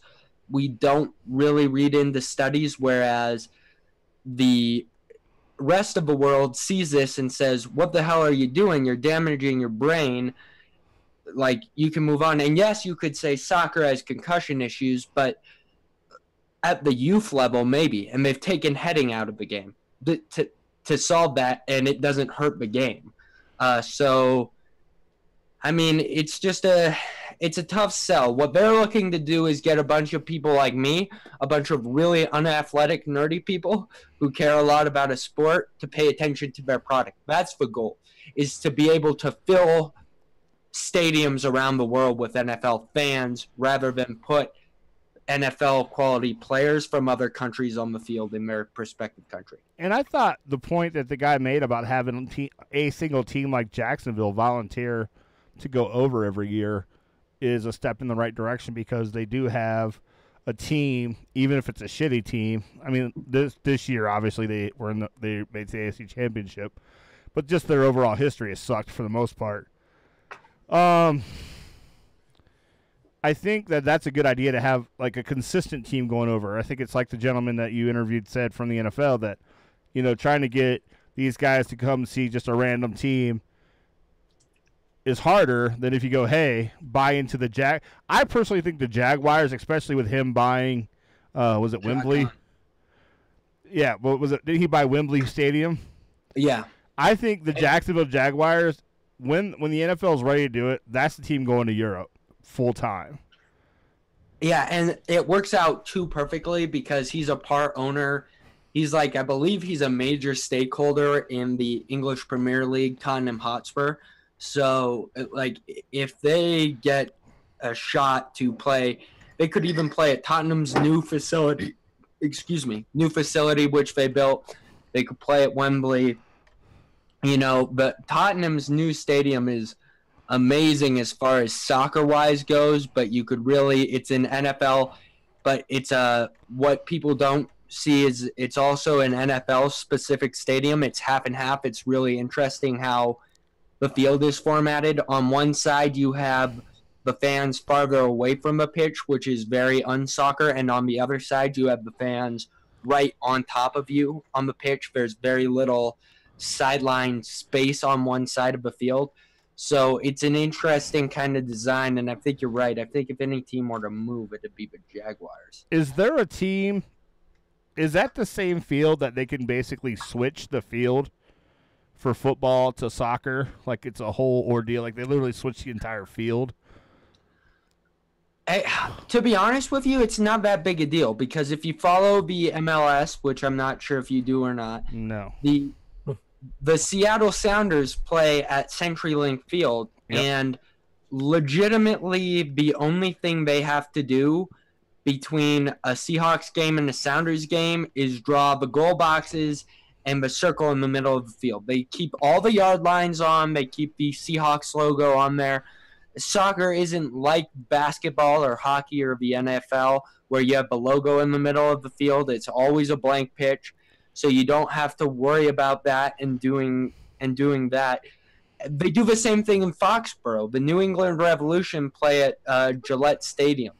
So, the Columbus Crew play at a soccer-specific stadium, though. So, it's that's kind of the way that works. It's not that huge of a difference. It's not like those transformation videos where you from a hockey floor to a basketball floor. It's legitimately putting different lines on a field. What do you think, Kevin? Jacksonville going to go over there, you think, ever? Legitimately? Yeah, whenever Goodell finally forces it to happen. I still don't think it's a good idea, but Jacksonville will be the team that moves. I don't think it's a bad idea. I think that what they're going to have to do is I think they're going to have to play in quarters, meaning I think they're going to have to do 4 home games in a row, 4 road games in a row, and they're going to probably stay stateside for the road games. I don't think they're going to have – I know I'm going to get to you in 1 second, Eric. At least he raised his hand. I mean, I think we have to give him some credit for that. But no, I don't think we're going to have where teams just kind of hang out, Yeah. I think because I think it's too hard to have where every week either they're going out or coming, you know what I'm saying? That back-to-back. Oh, yeah. It's just too hard. What were you going to say, Eric? Thank you for raising your hand. I just had a question for Kevin. I guess I'd like to know, because I'd like to maybe see if I could persuade you. Why don't you think that would succeed? Hold on, real quick, before you answer, Kevin, just an important update. The Hamilton Tiger Cats are up 24 to 10, 24 to 10, 24 to 8. What's the Johnny Manziel stat line, though? Johnny Manziel's on the bench. He's the backup. He hasn't Right. made it to starter land yet. He's played snaps, though. He led them on a comeback. That was preseason. Oh. That's right. Rats. I know my You done with the Manziel update? Since he ain't doing anything? Yeah, go ahead. Sorry, Kev. I'm just saying. It sounds like his Canadian career is like his NFL career. Not there. So, I don't think it's gonna work for the What is scheduling for one thing. Huh? nothing? Okay. But because of the scheduling, I just think that's going to be too hard. And even if you do what you said, Matt, that's 4 teams that are going to – and all you're going to have 8 teams coming over. You're going to give them a bye week after each, after their games. Because, I mean, that's a lot to come back and play here because a lot of them always talk about the jet lag and all that. Well, yeah, that's what they do now, basically. I know. Well, Most teams get a bye week after they play in London, though. Well, I know, and why not? Here's the thing. I think we're heading to, with all this safety stuff, we're heading to a league that has 2 byes. I think in the next agreement, you're going to see less preseason games, and you're going to see 2 bye weeks. And I think with having the 2 bye weeks, yeah, that's what you do. You just say, hey, if you're going to play the London Jaguars or whatever the heck they call themselves, then you have a bye. Well, can y'all hear me? All right, Chris is here too. We've got a full show. Go ahead, Kevin. Finish what you were saying. All right. And then, when NFL Europe was over there, one of the big reasons why it died off was they just didn't have the interest because they were playing the games, like you said, with the time difference, Eric. So they were playing the games for the people over there to go see them. So it was at oddball times here. So you weren't getting the viewership here for it, and then you just weren't getting the attendance there for it. Where right now, I think they always have sellouts, good attendance. But, I mean, you're up to, 4 games a year? But if you have, a full slate and it's the same team, every week, how's that going to work out? Because, when NFL Europe started, it was a big thing because they had American football. But then they just got tired of it, and it just died down. And so I think that's what possibly the whole total outcome would be unless you ended up making it where you'd have to expand the league and have more than just one team over there. Then possibly, but I just don't think it's going to work. I think, Chris, what do you think about this? I know Didn't you say it won't ever happen? I just don't think any of it will happen. Are you I haven't naked? heard a lot of what y'all. I haven't heard a lot of what y'all said. Wait, are you naked? Is joined. that why your camera's not on? No, I haven't turned it on Are you yet. camera shy? But Chris, what are you doing here? I invited him. This is can what I do. y'all hear me? Yeah, I Yeah, can we hear you. can Go hear ahead. Okay. I was just making sure. But yeah, I don't think any of this will ever happen. I think the international football tournament international is an absolute joke. I haven't heard a lot of what y'all said, but Oh no, we've moved past that. We're just talking yeah. about if Jacksonville would ever move to London, which from probably talking with not. I disagree strongly there because there is so much fan pool. Like I talked to on that podcast, I left out like 6 interviews, and all of them were like, yeah, but it's like soccer is here. Like every European country have this heavy niche of people who really love American football. And if there was a team there, they would go to see them. You see, they fill up Wembley Stadium, which doesn't even fill up for FA Cup games, which is the biggest tournament in England for soccer, when the Jacksonville Jaguars come to play. I think you're delusional if you don't think that the Jaguars have a legitimate shot of going to London. There's the Eric we know and love. Chance. Yeah, but how long will it last? That's the thing. One season, probably. No, I think you have enough dedicated NFL fans that even if the Jacksonville Jaguars were to be bad, you come in. It's like, we'll use the Cleveland Cavaliers as an example. It's like LeBron. It's like, say you're an Orlando Magic fan. Even if your team sucks, you're still going to come through to see the best player in the world play the game. So when Cleveland goes down to Orlando, they're going to pack the stadium because LeBron James is playing, or the Warriors will be playing and they'll pack the stadium, or the Rockets, or any of these other huge NBA teams. It'll be like that for the NFL because if you have these teams, and especially in the AFC South, you have the Houston division rivalries. That will be so fascinating to see develop because 3 other teams are going to consistently play there once a year. People in London might start rooting for the Houston Texans then. And then you have that stadium divided, and that would make for just a really interesting crowd. I think there are so many ways that this would work. It just totally outweighs why it wouldn't work. The travel is a big thing. But all right, hold on, Eric. Let Chris rebut here. Well, do you think they could actually fill up a stadium in Wembley for 16 games a year? I mean, I know they do it for 2 or 3 games, but it'd be 8. It'd only be 8. It wouldn't be 16. It'd be 8. 10. Okay, so y'all were talking about doing that half the season. 10 with pre. No. Half. You don't. The NFL schedule works like you have 8 home, 8 away. Oh yeah. Oh, never mind. I'm just crazy right this second. But Did you do you just think let they could Eric fill up do a this stadium? to you? See, Yeah. that was my thing about with your point, Eric, about Orlando sucking. But when Cavs come in and Golden State comes in, so they play an 82-game season. So you have 4 games that sell out, and then no one's there the other 78 games. Like, I mean, that's how it is. The only time it's ever really worked against that was when LeBron left Cleveland. Everyone wanted to show that they were for the team, and so they sold out. But I don't think that's going to happen this time if he leaves. But there's just so many basketball games where the basketball teams that suck outside of the LeBron, Steph Curry, whoever else you want to throw out there that's a big player, when they come to town, I mean, you turn it on and there's no one there. Even for the Miami Heat were so good with LeBron there, no one showed up till like the 3rd quarter. But you have less games in the NFL season 1, and I'm gonna throw this to Pierce. Pierce, no offense, we all know the Browns suck, but it's true that the Browns consistently fill up 3/4 of their stadium almost, if not sell out every single home game they have. If NFL fans. All right, I didn't mean to mute you, Eric. I just need to process this for a second. The Browns don't suck. But okay, go ahead. I'm sorry. I needed to process it. My feelings were hurt. Right. Well.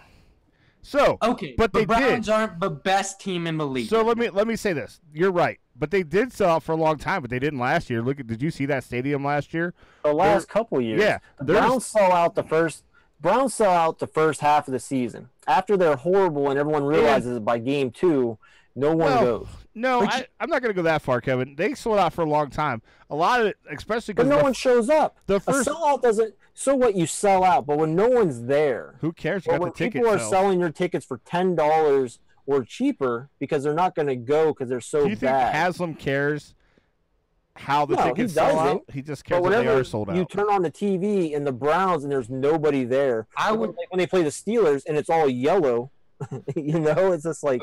All right, go ahead, Eric. My rebuttal to that would be Shad Khan is one of the most, is touted as the best financial general manager in the NFL at marketing his product. He has successfully marketed the Jacksonville Jaguars, and even when they, go look it up, even when they sucked over the past 4 years, consistently sold out his meh stadium in Jacksonville to watch an awful team for 5 years. I think if an owner can do that, you can definitely cater to a group of NFL fans in Europe that's only going to grow if they have more games to go to. Well, they're already growing it. That's why Jacksonville's going over every year, right? Like they're Didn't already they laying. tarp off half the top of the I stadium. think the travel's a problem. All right, we're gonna get a little bit of control here because we're. I've caused a cluster F, and I take full responsibility, but I don't care. Now, what I was saying, and then we'll just kind of go. We'll hit Chris and Kevin. Okay. What I was saying is, they're laying the groundwork now by sending Jacksonville volunteering to go over every year. They're going to have a fan base that loves the Jaguars, and they're going to show up to those games for 8 games a year. Like, and they're going to fill it up, and like Chris was saying, like there's going to be teams like Kevin. Would you screw me over last year? We didn't go to the Browns game because fucking Tom Brady was coming to town. Like, there's going to be situations where people come because, oh, it's the last time I can see Brady, or, hey, I want to see how much the Vikings aren't any better with this quarterback, Kirk Cousins. So, yeah. So, what were you going to say, Chris? It's not more, I'm not sure, but I don't think it'll never happen, but I just don't. We see them show up 3 times a year, 2 or 3 times a year, how many ever games they have in London. I just don't know if they travel to 8 games every year. For more, I think it's just going to fall off after 1 or 2 seasons. See, I don't think so. I think there's a hunger, and Kevin, you can go after this. I think there's a hunger for, like I heard it in your interviews, Eric. Like, there are fans in these countries that love football and actually follow it and actually probably have way better knowledge, like actual, like, oh, they're running a whatever better than me. Like, these people really enjoy it. And I'll get to you in 1 second, but I want to go to Axeman and see what he was saying. Oh, for Eric's thing about This the plays off your Jaguars point. selling out, didn't they tarp off part of the top section because they weren't selling out, so they wouldn't have to sell those tickets? That seems like fake news. Oh, so the big tarp on the top of the stadium whenever they showed them on the game, just All right, just. let's Google it. Oh, look at this. You guys fight. I'm All just right. saying, Here's- it's such a big thing in baseball now that Here's football my- teams are doing it. Here's my point, Kevin. If the Cincinnati Reds can somehow, some way, still be a profitable baseball game in America where no one shows up to their games, why can't the Jacksonville Jaguars be that in London? And the one thing that's really ticking me off about this whole conversation is I think you guys are dismissing the Jaguars as this team that's gonna suck. Like, did you guys forget, like, Blake Bortles played the best game of his career in the AFC Championship game, the best game of his career in all of his playoff games, and they were a Tom Brady last-second touchdown drive away from going to the Super Bowl. This is a young team with an explosive defense who you could argue is one quarterback away from being a dynasty. Like, this is not a bad team. It's too early to say that. I mean, No, it's too we early to saw have a that full year thought. of it last year. I don't want to see at least another season before I say anything about a dynasty. To even What do you think, Kevin? Is it a dynasty in Jacksonville No, if they had a I never quarterback? said that. You No, I guys said if they have a are- quarterback. I said if they have a quarterback. I'm using your words. If they had an all-pro quarterback, are we looking at a dynasty in Jacksonville, Kevin? I mean, it's possible, but I mean, you got to go with what they got now. And there's so many teams in the league every year that have one good year and then make the playoffs and then disappear. The Jacksonville Jaguars legitimately shut down the Pittsburgh Steelers wide receiving core minus 4 fluky Antonio Brown amazing wonder catches for That's an one entire game. and blew out That's the Steelers. one game. No, I can point to 7 He had games. 500 yards passing. He didn't do that good of shutting them down. You need to listen to me. We have been over this too many times, Chris. The Jacksonville Jaguars blew out teams last year. Week in and week out, they blew them out. Look at the fucking scorelines, bro. I've seen some of these score lines. I mean, they blew them out, but I'm just saying that one season does not define a team. For a team of question of dynasty, I'm not even thinking about a dynasty right now. Right, but you're discount. You're saying that the I'm not Jacksonville discounting Jaguars anything. They went to the are gonna AFC suck Championship so much that they're I not did gonna not be say able that. to sell I did- tickets. I did not say that. But you Well, imply it. I did not say that they're going to suck. You imply it though. But No, Jacksonville just sucked don't for the think last they're 5 years, if You- not more. Why would they suck? Why like 7-9 this year? They're not. That's not sucking. They're gonna Their be record great might- again this year, even if they go 7-9. Yeah, but Their that's record if might they not go. be- They got to go 7-9 to not suck. All right, I will bet you legitimately. Sweet tea, legit sweet tea, Oh, good. sweet tea. I will ship you sweet tea, unlike this coward, and I will. If the Jaguars get 7 wins, and I am that confident that they will get 7 wins or more this year. See, You're delusional if you don't I think think that. I don't- I think that's a stupid bet. I don't think because- they get more than 8. Well, that Right, I'm saying then he 7. would win, you goofball. I know. I'm trying to rearrange his bet because I want some sweet tea. 7. They're gonna win. I think they're gonna go 9-7. I think But they're I going to could go see 7 8 or and 9. 8 or worse. Mm. I don't think. I don't think they'll go 7 wins. Oh, All right. see, So are you? I think that I'll I take think more than the 7 wins. I think I'll bet you. I don't like sweet tea, so you can keep your sweet tea. Okay, I'll What? send you drink money. $20 of drink money. You got to to send them spend some on- Surge. Send them some Surge. You can buy it on Amazon. Oh, Plus, they don't sell it out here anymore. You can buy it on Amazon. Here's what Okay. I'll bet you, because I'll take that same bet if I'll take that they don't win 7 games for some sweet tea. okay. And You- if you beat me, which I don't think is going to happen, because I see the power in Kevin's eyes. if you beat me, They're I getting will 7. have you live here in the studio, and I will pour the sweet tea myself That would be so sweet. over ice. We'll toast. I just don't see how you could make that bet because I just think the defense was so good last year that it's kind of hard to Because think that it's Bortles They can't. didn't lose anyone. They added defensive. Hold on. players. Hold on, everybody, calm down. Because here's why, Chris. Because go ahead. Blake Bortles can't not screw up a whole nother year. Like, he used up all his luck. Oh, yeah. And I plus, mean, I could see that. I just that receiving crew's not as good. The Who they defense, lose? I think the defense is going to be phenomenal again. I'll totally give you that. They lost, what's his face? Allen Robinson was an All-Pro last year. I'm telling you. if you're willing to say that Blake Bortles is going to be a failure next year, then yeah, I could see making that bet. I mean, Yeah, Not that's what gonna I'm be a counting failure. on. He's going to be Yeah. a middle of the tier, middle of the field quarterback like he was last well, year. then they're going to win 11 games. Yeah, I mean, that's what I'm saying. Here's what I'm telling you. I would- Blake Bortles will not be a top 20 quarterback statistically next year. Lock it up. okay, then That is a stone cold lead pipe lock.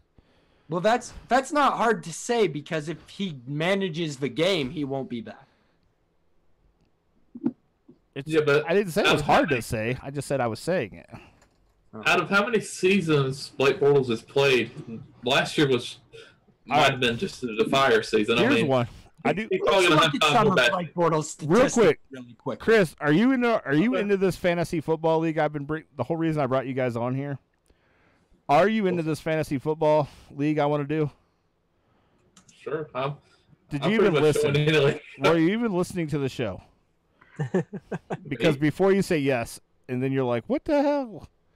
Well, I mean, I've listened to like the first 5 minutes, and then I went and All quit. right, So no. What? let's look at Blake. May I talk? No. You're going to anyways. Just Sure. do it. Man, Blake Bortles' stats over the past 3 seasons: 35 touchdowns in the 2015 year to 18 interceptions. That same year, let me find. Yeah, look at that. You know who else had 18 interceptions that year? Matt Ryan. He legitimately had the same statistical season Hey, as hold Matt on a Ryan. second. in 2015. Hold on. What was Jacksonville's record that year? And then tell me what Atlanta's record was that year. Who cares? He's No. There's a difference. What's doesn't the matter. record that year? Because was that year? No, it doesn't matter. He's Falcons no. went I'm not 14-2? arguing that point. I'm arguing that he's a top 20 statistical quarterback year in, year out. Well, there's only 32. So I mean, top 20. Fuck, Flacco's a top 20 quarterback, and he's horrible. True. I'm not saying that Blake Bortles is elite. I'm just saying that you guys don't give him enough credit. Because you're That saying people top are 20. somehow, some way, just thinking constantly that last season was a fluke for the Jaguars when they have more talent on defense than any other team in the league. That's the only reason they Ooh. had a good year Wait, last year. more than the Rams? And I'm not hating on Jacksonville. I think they're ridiculous on defense. No. But that Rams Jaguars team, defense is the only reason they were that good. I like Blake Bortles, but if that defense wasn't Oh yeah. together, Leonard they'd have been Fournette was the a same difference 6 maker and- every single snap. But the He ran defense against the was most stacked boxes in the league and had the most success. That's a legitimate stat put out by Pro Football Focus. Look it up. If the defense was average or less, they would have won 7 games. It's that simple.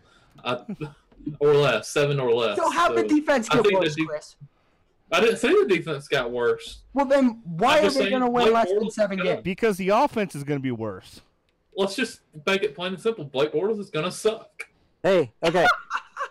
Let's see, 2015. Okay, let's look at this. Blake Bortles, let's just go the last 5 years for Jacksonville, the record. We'll start this year, go back. 10-6, 3-13, 5-11, 3-13, 4-12. We'll throw in the 2-14 just for the hell of it. So they have one good year. Yeah, and 10-6 is not even that great with the defense they had. That tells you that offense was struggling.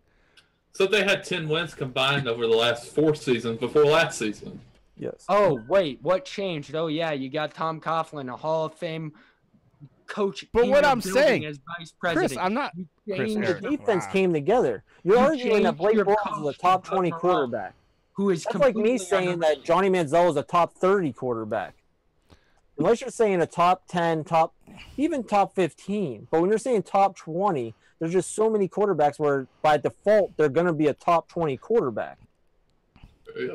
Here's what I'm Stop saying. doubting Jacksonville. Here's That's what all I'm I'm gonna say. When Jacksonville beats Pittsburgh again, you're gonna why For come one game, It wouldn't be surprising. I'm not gonna say anything. it Oh, wouldn't in surprise both me. games? No, Chris, in both games because did you forget when they blew them out in week 3? if they play 2 games and they beat Pittsburgh both games, I'm not gonna change my mind. And they There's blew them so out. much Yeah, they other blew them out the one game. They only beat them by 3 the second game. Man, I didn't know this was going to start this kind of fight. I kind of love this. Ooh. I should just start throwing out random quarterbacks to see how bad Not Eric's head arguing with that. explodes. I'm not arguing with delusion. All I'm saying is Jacksonville is the 2001 Ravens. And they if Bortles, here's the thing, like you said, they brought in Coughlin. They brought in all the right pieces to run the team. I'm not hating on the team. I'm just, to me, thinking I'm being semi-factual. They were only 10-6 with probably one of the best defenses in the league's history. And that tells you that they could, if they had any kind of real quarterback play, they would have been way better. And if he falls off anymore or he doesn't maintain, then guess what? They're not going to be as good. And they're They going were to have all a in one shitty, game. and they're going to have a really hard schedule too, Eric. That's another Also- thing. Strength of schedule is going to be way different this year. They were in the AFC title game. Why won't I guess I don't understand. Blake Bortles is still young. Quarterbacks can still develop. But he's not Why good. don't you think he'll get better? He made a jump not only statistically last year, but in his mechanics. No. Here's what I'll tell you. I'm not going to say his numbers didn't get better because obviously they did. But I'm telling you that overall, like, he didn't make a jump. I think that people were, like, the guys on the other end, like you said it, Fournette and Robbins, like the receiving core, they made plays for him more than he took a big step forward. I don't think you watched the Jaguars play last year. I watched them. You probably definitely watched them more than I did. What I'm saying is, from everything I saw, I don't think that Bortles took this huge leap forward. I think Bortles was Bortles. He just had people who were actually stepping up and helping him in certain situations. And if he does that again this year, like you said, like Chris said, they're probably 11-win team. I just don't think he can maintain for 2 years in a row because I don't think he's gotten better. I think he's been the same quarterback every year he's been in the league. And I'm not saying they're going to go back to the AFC Championship game. I'm just saying to think they're going to drop from a 10-win team to a 6-win team is insane. If they go 8-8, that would not surprise me. I said 7, didn't I? Have you seen their schedule yet? I said I 7, have seen right? their schedule. I've been looking at schedules since 2 April. games Dog. It's tough, I know, but I Exactly. So, I mean, if that offense doesn't show up where it got them in a lot of trouble, where if their defense wouldn't have saved them last year, they would have had more losses than they had. But you got 2 games against Tennessee, who's an improving young team. 2 games against – yeah. Let's go down their schedule real quick. Who they got week 1? I'm pulling it up right now. They got the Giants week 1. They could easily go 0-3 at the start off the season. See, I think they beat the Giants. I don't have any faith in the Giants. Titans, and then they got the Jets. No, there's no way that they're losing to the Giants. I don't think they're losing. Hey, they got their running back. It's possible, but unlikely. I think Barkley's going to be a pimp. I just don't think. I think Eli. He's older. I still don't. Eli Manning is washed. I don't love that wide receiving crew. I don't think. I don't have the faith everyone else seems to have in Odell Beckham. Okay, go ahead, Eric. I have a rundown of the schedule. All right, slowly. Let's see what we got here. Jaguars and Giants. Let's all keep track. Let's just go around the horn once. No real. Sorry, Pierce. You this did is it. your show. Can I propose something? No, that's exactly what I was going to say. Let's go down and let's see what we think. But I don't think we should make any major argument. Just go around and make your pick. Okay. Okay. Can I start since I have it up here? So Jaguars. Hold on. James says don't pop a vein. Okay. Jaguars, Giants. I'm taking the Jaguars in that one. Yep, I'm taking the Jaguars. Yeah, I'm taking the Jaguars too. Kevin? Which one? Jaguars, Giants. I'm going to go Jaguars. Jaguars, Patriots. The Jaguars are at home. Patriots. Yeah, I'll take the Patriots. I'm going to take the Jaguars, but Patriots always start slow. Okay. Titans and the Jaguars. Jaguars at home. See, that's actually a good game. I'm stuck with a toss-up for that one. I'll take the Jaguars. I'll take them, but I agree with Kevin. It's a toss-up. I'm going to go with the Titans because those two split and usually the away team wins. And I can't even argue because I just think it's a tough one. Jets and Jaguars. That's a really good matchup, actually. Rookie quarterback. Who's running for Who's running for the Jets this year? Well, at that Sam point, Darnold? it'll probably be I don't know. either Bridgewater or Darnold. No, I mean no. Who's running at running back? I know who. I think Darnold's going to start the season. Bilal Powell. Powell. I'm gonna take the Jacksonville. I'm Jacksonville taking Jaguars. Jacksonville. I'll take the Jets. Okay. The Jags and the Chiefs. I'm just gonna say up front, I'm taking the Jaguars because I don't believe that Patrick Mahomes is gonna be fun to watch, but I don't think that he's good enough to single-handedly lead the Chiefs back to the playoffs. What about you? That's What about you, probably Kevin? my hottest take of the offseason yet. I don't think the Chiefs make the playoffs. All right, we'll go back to that. What do you think, Kevin? I'm taking the Chiefs. I'll take the Jaguars in that one. Yeah, I took the Jaguars too, and I hate that I agree with Eric, but yeah, I think that I don't have any faith in Mahomes. Like, I have faith in him as a quarterback. I think he's going to be really fun and entertaining to watch.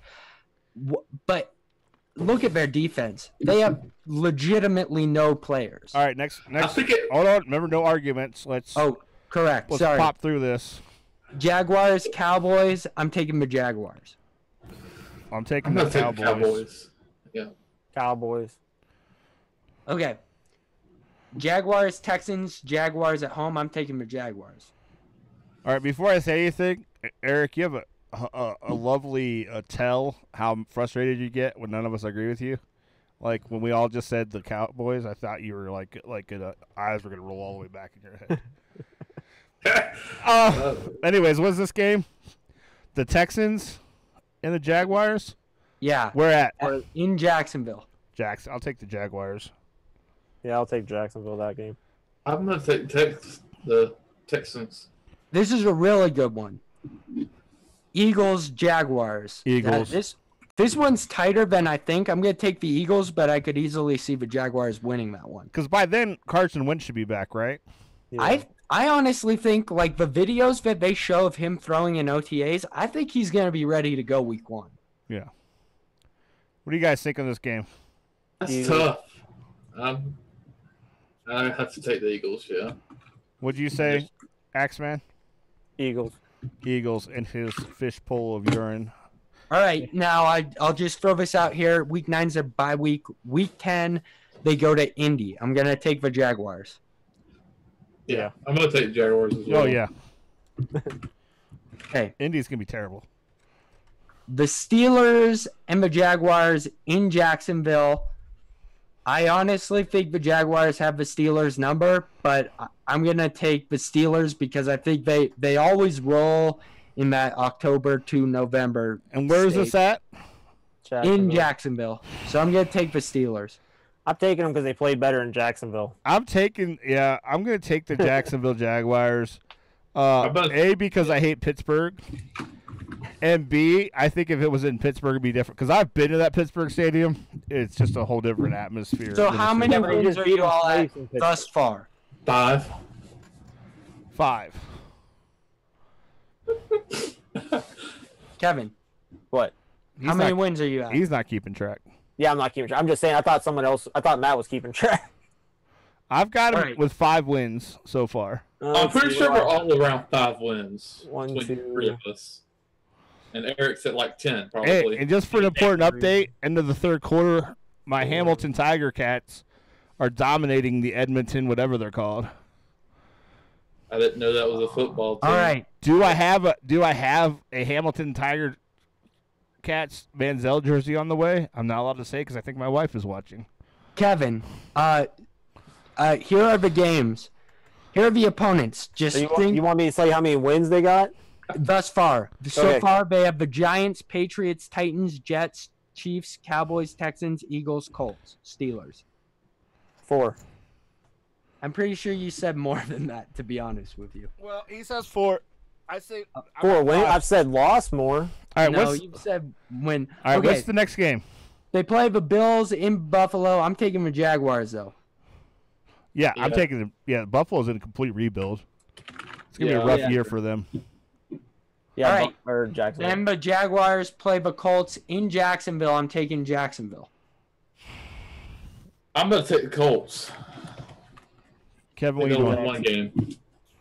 I gotta take Jacksonville. Jacksonville. All right, so keep track when you get to 7 wins. I'm Ja- wrong. The Jaguars and the Titans in Tennessee. I'm taking Tennessee. Tennessee. Tennessee. I'm going to take the Jaguars. I'm currently at 6 wins for the Jaguars. I'm at 7. The Redskins. I'm taking the Jaguars. Redskins. No, I gotta take the Jaguars. I hate it, but I do. Yeah, I would agree. Jaguars. I just don't know about the Redskins' defense. I don't think that offense is going to be a big drop off with Alex Smith. I just don't know what they're going to do defensively. The Dolphins. I'm sorry, Chris, but your beloved Miami Dolphins are not going to beat the Jacksonville Jaguars. I literally just lost my own bet. 'Cause Yeah. I think the Yeah. Jacksonville wins that one too. No, look, Yeah. physically go through their schedule, and you could easily see them winning 12 games or What's the 7. last game? What's the last game? Texans in Houston. I take Texans. I'd take the Texans. So I'm at Yeah. 500, which is kind of where I started off, anyways. Right. So I have them at 11-5. I think the worst they can be is 7-9. I had them at 9 and 7, but I think they could. Right. Exactly. I think. But You guys are overplaying how tough the but- schedule is. I'm also saying that I don't. This is me. I'm guessing Blake Bortles is going to play average when I was predicting this. Kevin, what are you at? You had 6 probably, right? 6. But see, my thing with that is the Tennessee games, and both the Tennessee and both the Houston games, I have a toss-ups. Yeah. Because Tennessee's young and they seem like they were starting to put everything together towards the end of the season. And Houston should have Deshaun Watson back, and if he plays like he did last year, which is always a big if for a quarterback off of a knee injury like that. So that's the big thing, because if he plays like he did before he got hurt, I mean, Houston could easily win both of those games. So that's a big swing right there. I could honestly see them winning 3 games as much as I could see them winning 10 games. Pierce. That's where I'm at. What? With it. Can we play this fun game with the Browns? Hey, hold on a sec. Before we do that, I was looking something. That's why I wasn't keeping track. I got distracted. So when you were talking about the Jacksonville selling out, since 2005, Jacksonville has tarped thousands of seats because they couldn't fill out the stadium. Yeah, There was 3,500 only a seats. handful of times that they took the tarps off because the demand for tickets was so high, but they didn't even do it for the playoff game at home. They didn't even take the tarps off. That was weird. Yeah, I looked that up too. I just didn't think to throw it out there. They've been covering 3,506. I think it's 3,506 seats. In a 20,000 seat stadium. Wow. No, it's not a That's like a 20,000 seat 60,000 stadium. seat. They probably seat at least 40 or 50 minimum. Yeah, I think 60. It's not that. It's not. But it's not a sellout. All I'm saying Right. is you're wrong. But the fans are going to Well, be more okay. passionate in London. For the first couple of years, just like they were in Jacksonville. I don't disagree. They start sucking, I and hate they that I die agree with down. Eric. I'd say no more than 3 seasons. Okay, then are the Browns a failure of a franchise for not being able to sell out games when they go 0-16? Yes. Well, the bad thing is they sell out, just no one shows up. No, Kevin. They Is the sell out. NFL team in America, when they don't sell out all their seats, a failure? I just 'Cause I said yes, guarantee and you I'm the a fan of Steelers that don't team. sell out all their seats. I just said yes, and I'm probably the biggest fan of that team in the state. So the Steelers are a failure, right? Because they don't sell out every single game, every single season, right? I have a hard time thinking they don't, though. Yeah, it's pretty hard to get tickets for a Steelers game unless you go on a secondary site. I mean, It's just the like team itself's not failing. I mean, Yeah, Steelers record. You- Every time I've been to the Steelers game, they say how their record for sellouts keeps going. People just don't show up. There's a difference between buying tickets and not going, and then not selling tickets. Why wouldn't that be the same in Jacksonville, Because they're not selling tickets. in They're- London? They're tarping them off so they can't even sell them. Yeah. So you don't want blank spaces. And this is because where we're at. people- Eric, I actually agree with you. I think they'll be better in in England. I think they'll actually have more fan support. I think just the argument that they're selling out in Jacksonville doesn't hold water. No, it Because they're doesn't. not. But why does what they're doing here impact what they're doing overseas? It's I don't. I think it's going to be better overseas. I'm on board with you there. No, Because no. that's the point I'm trying to make is Kevin. when they started in Jacksonville, they were selling out. People were going, and then when they started sucking, it died down. So they had to That type happens with legitimately every single sports teams. There's soccer teams in England like freaking Swansea that have had that happen to them. Exactly. So when you go to London and then you only got one team, and when that fan base starts dying down because they suck, it's going to be a waste. Because No. it's going to be like the NFL Europe, and they're going to come back to Jacksonville, who won't want them, so they'll end up having a team in frickin' who knows where. That's not true though, because NFL Europe was not NFL level talent. The Jaguars will still be involved in the draft. They'll still get NFL level talent. Yeah, but when you suck, are you really NFL talent? Look at the Browns last year. Was that The really Browns are NFL still, talent? as much as I hate to They admit were in this, 16. the Browns are still NFL talent. They If could have you lost put to the Browns- Alabama. I think Let me finish, Kevin. Hold on. Hey, everyone, calm down. We're all building bridges here. If you put the Browns on a field against Alabama, as the idiots say every single year, the Browns would kick the shit out of the Alabama Crimson Tide. Did you watch the Not Browns game necessarily. last year? Yeah, I don't know that I even agree with that. that's pretty wrong. Well, that's a lie. Hold on. Hey, Buddy, there is a huge golfing class between college football and the NFL. Well, there should be, but Yeah, in when that you play particular Alabama- There argument, is. that particular argument, I don't know. But let's get back to where we were at with this. Weren't we going to go through the Browns schedule? Because I actually wanted to. Okay. But before we go there, I have one question that I didn't ask you guys. I already asked Kevin, and I think Gary. Was Gary here last week? Yeah, he Yeah. was. That was one of our better shows. I already asked Gary and Kevin, but what do you guys think about Landry saying that the Browns have the most talented wide receiving group? I'm not saying like an individual receiver, but as an entire group, they currently have the best group in the league. Let's Is that see. fake news? Let me think about who they have. Make sure I'm not misquoting anything. Landry, Coleman, But their top Gordon. three would be. Oh, sorry. Landry, Coleman, Gordon, the guy from Miami who's a head case but supposed to be really good. Who they drafted? What's his name? Wasn't it Callaway? Yeah, Yeah, Antonio Callaway. Callaway. Anyone else I'm forgetting? Not right offhand. I'm thinking. David Njoku. But he's not right. He was tight end. I don't count those guys in that group. I'm I talking think about David wide receiver. Njoku, by the way, I think he's going to be a stud next year. He's gonna have a huge breakout year, in my opinion. Yeah. But anyways, that doesn't answer my question. I mean, Fake? Is it fake news or is it? Could it be legit? one of the. Did he say the best or one of the They best? said The best. they have the best wide receiving group in the league. That's untrue, but hot take, they are in the top 10 for sure. Because I think as much promise as Corey Coleman shows, like he's the guy that brings that receiving group down. All right, and because- he can't stay healthy. Yeah, he can't stay healthy.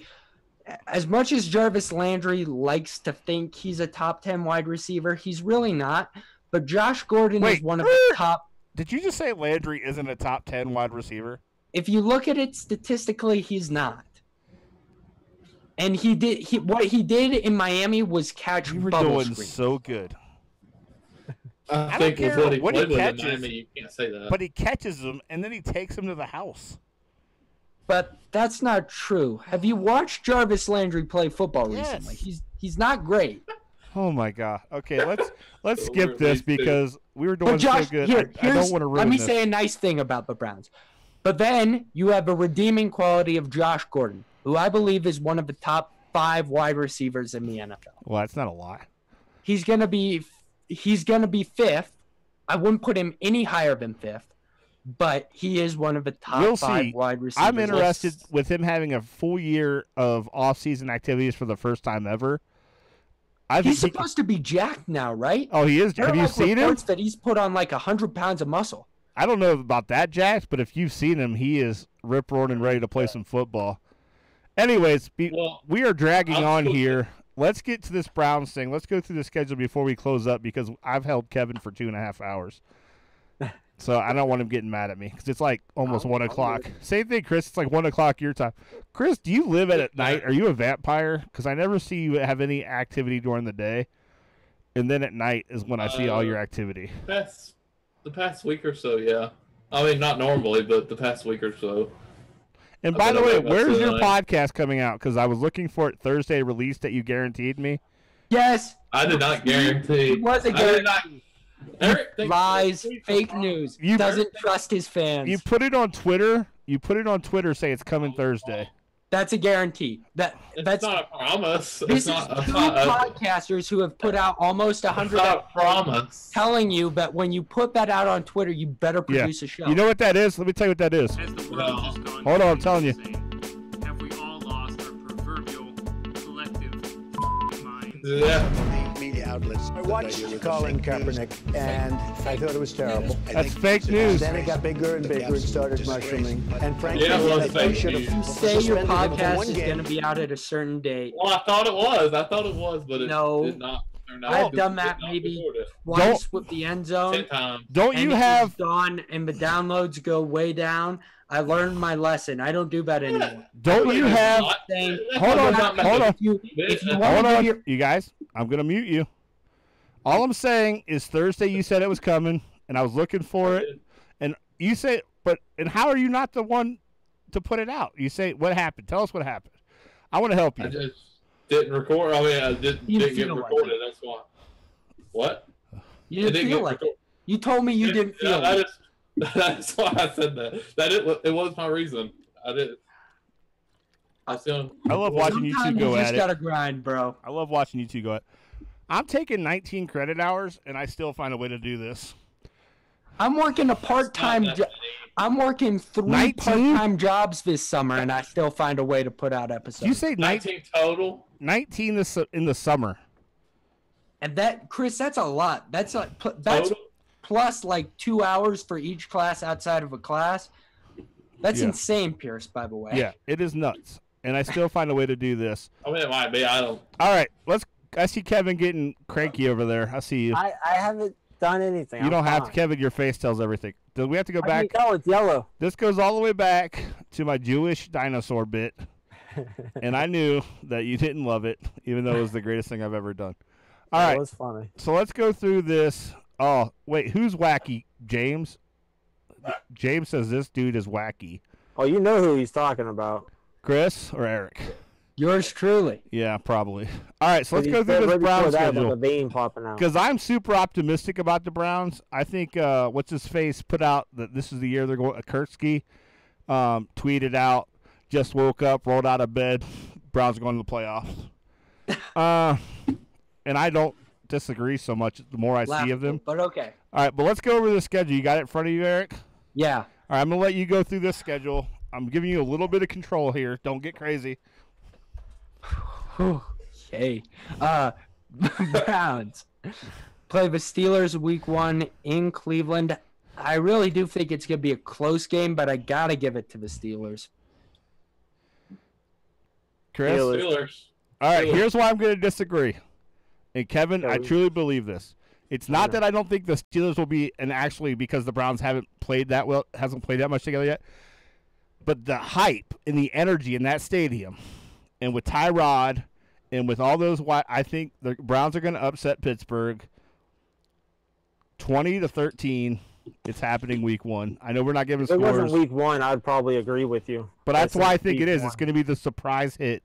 No one knows what to expect out of Cleveland, even Pittsburgh. And I think you're going to see Nick Chubb have a huge game, maybe even see Johnson. I'm so glad they extended him, have a good game out of the catching balls out of the backfield. And Njoku, I think that's going to be the game where everyone's like, "Oh shit, this offense can really move the ball." All right, next game. The Browns and the Saints in New Orleans. Got to give it to the Saints. This is not looking good, Pierce. Hold on, but Thanks. Here's what I'll tell you before you guys do this and break my heart, because I'll give it to the Saints too. But you have to remember, this isn't the same squad. Like literally, No. that whole offense has had a facelift. So if you guys are gonna bash, I don't Like- trust Taylor. I don't trust Tyrod Taylor really. yeah, That if much? you're gonna bash Blake Bortles, you gotta bash Tyrod Taylor just as hard. You don't have to bash him. No, Wait. I don't. I think. Did he Tyrod not Taylor's just take better the than Bills to the Bortles. playoffs for the first time in 17 years? Did Blake Bortles not just take the Jaguars Yeah, to the conference And I'm giving him championship? credit. I'm just saying Bortles has better weapons than. Wait, I'm sorry. Tyrod has better weapons than Bortles this year.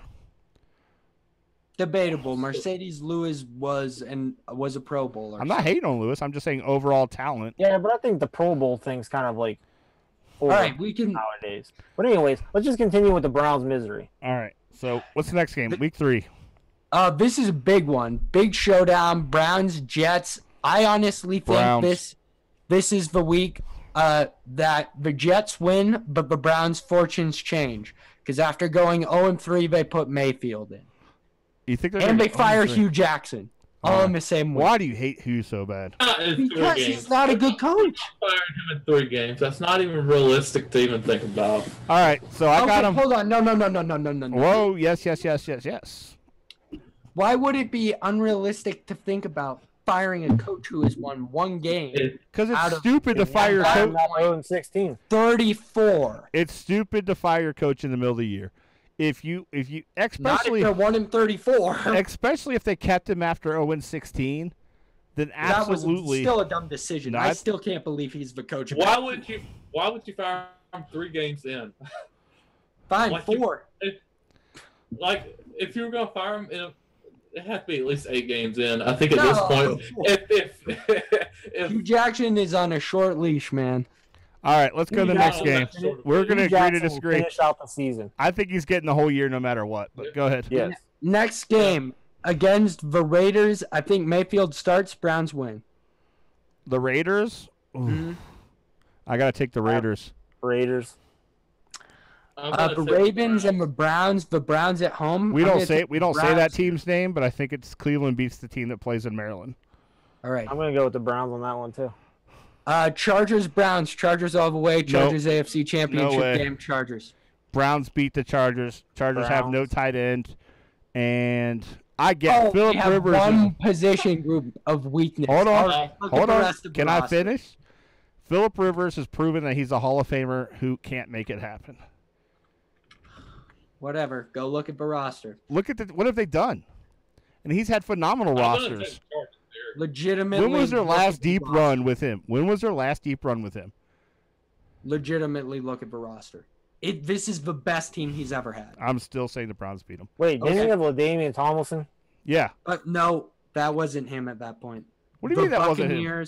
at any point. The Buccaneers and the Browns. I'm taking the Browns. I think the Buccaneers after that Jameis Winston season. I think this is a lost season for them already. Yeah, I've taken the Cleveland, which by the way, that puts them in my count at 5-2. So I have them at 4 wins then. I have them at 3-4. All right, let's go. Next game. Steelers in Pittsburgh. Gotta take the Steelers. Oh God.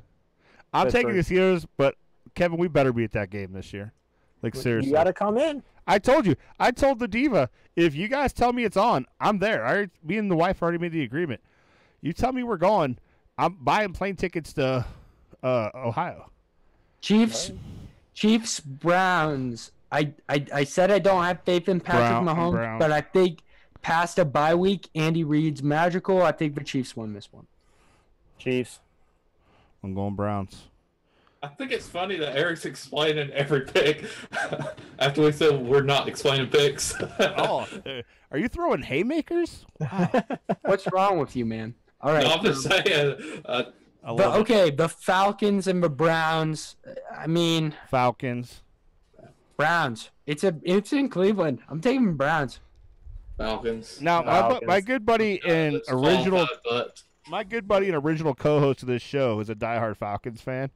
I tried to get him to fly to Ohio for this, and I couldn't do it. But we do have a bet that he'll actually be back on if a certain situation happens. Anyways, go ahead.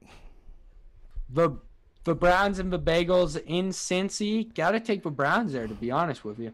I'm taking the Browns. I refuse to take the bastard child. I'll go Browns. And for those counting at home, that means I have the Browns at 7-4. I have 5 wins. 5 and 6. Okay, let's say either of those 5-4. What do you have, Matt? Chris? 4 and 7. Okay, even at 4 and 7, that's questionable. But if they're at any of the records we have, 5 and what do you have, Matt? Kevin? 5. What do you have, Matt? Eric? 5. All right, so you guys both have. How does Hugh get fired if a team that went 0-16, if 11 games in, 0-4, has 5 he gets wins? Fired. I guarantee it. Well, they're not starting 0-4. I guarantee you it does not happen. I love this. You guys just make my show so much better. If he starts 0-4, I guarantee you that he is fired. All right, let's move on. What's the next game? The Browns and the Texans. I gotta take the Browns here, actually. Texans. Yeah, I'm taking the Texans. Yeah. Texans is not even close for me. I feel like Deshaun Watson's going to spend his career beating the shit out of Cleveland for passing up. Browns, Panthers. Gonna take the Panthers there. I'm going to take the Browns. Yeah. I'm going with the Panthers. The Broncos and Browns. That'll be a good game, I think. That's easy. Cleveland wins. That's going to be a really evenly matched game. Pierce, I might be going to that game. I'm taking Broncos. Is it I'm in taking Denver? the Broncos just because I don't pick against my own If it's team. in Denver, let's go. Is it in Denver? Yeah. Let's go. Who's the Broncos My quarterback? uncle has season tickets. So, Hey, who's the Broncos quarterback? Case Keenum. It's a good He could quarterback. go I either like way. Keenum. Even though this time I'll go last year, Broncos. Hey, I'm a Eric big did not like respect Keenum. Case Keenum guy. yeah, now he's the Broncos I'll take quarterback. Broncos. Okay.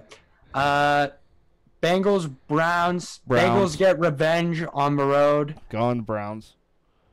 Yeah, I'll go Browns in that one too. All right, what's the Ravens last game? Browns. At this point in the season, Lamar Jackson's playing and he blows up, and the Browns go 6-10. But that's still a really successful season. And I've got them losing that last game, and I still have them at 9-7. I think they'll lose that game or lose the other game against the Ravens. So I'm going to give them the loss there, and I have them at 6-10. Yeah, I have them at 7. 6-10. Hugh Jackson's back for another year. Right, Yeah. but not if he starts 0-4. But they're not, because they're going to beat Pittsburgh week 1. I'm telling you. No, they'll beat the Jets week 3. We'll be If back. they lose to the Jets, I would fire them. I think it'll take 0-8 at least before he gets fired. You're insane. I don't. Whatever. What is the No. point? So here's a question before we close up here, because we've now had, I think, the longest podcast of our lives. Yeah. If you're, I'm getting what is the point cease of and desist. what? I'm getting cease and desist notice from my roommates, aka my family. So I got to dip. Sorry. So you're in trouble. Yeah. Thanks for having me on. Yep. See you later. All right, so I just want to close out with Eric being gone, not because he's leaving, but what is the point of firing your coach? I never understood that. Oh man, Don't know what they do. Mid-season, yeah. I've never understood it. I don't see any value in it because rarely does the actual guy who fills in have a real chance for the job. I just don't see any value in it. But I think if they were going to do it, they would have already done it. Yeah. That soon, in 3 or 4 games in, it just doesn't make any sense. all right, It doesn't, but I can understand it for, like, hate to say this, but like Eric said, they'd only have 1 win. So, I mean, the Jets are not a good team. They're not. Doesn't matter how many quarterbacks you have, they just don't have a good team. So if you lose to the Jets, that's where I just think if they would lose to the Jets, start 0-3, I just think that it's going to start and there's going to be rumors. Like, I'd be shocked if they did it, but I could understand if they did it see, I after think that. Josh McNown is serviceable. He is, but he's not going to start. It's either going to be Darnold or the other guy. I think if you don't start McNown, you have to start Darnold. I mean, there's no doubt for me that there'll be rumors if he loses the first 4 or 5 games. I just don't think they'll actually do it. There's going to be the rumors, but that's the bad thing about the Browns, and especially Haslam, is he falls for the fans every time. Yeah. So if there's enough clamoring about it, he'll get rid of them. Yeah. All right. And I like Hugh Jackson. So, I mean, because I didn't think they should have fired him after this past season. I thought they should have kept him because they needed to get an offensive coordinator in there and take it away from him. And them bringing Haley, that's a whole new aspect where I have them at 7 wins, but they could easily have 10 wins possibly. I mean, they could also easily have 3 wins. But I think Haley coming in to take over that offense is going to be a big thing for the Browns. And he's got a ton of toys to play with. Yeah. I think it's like the Jaguars for me. Pretty much like you said, it's just ideal. I think they could win 10, or I don't think they could win 10 games. I think they could win 8 games. But they could win 3 games, or they could go 0-16 again. Yeah.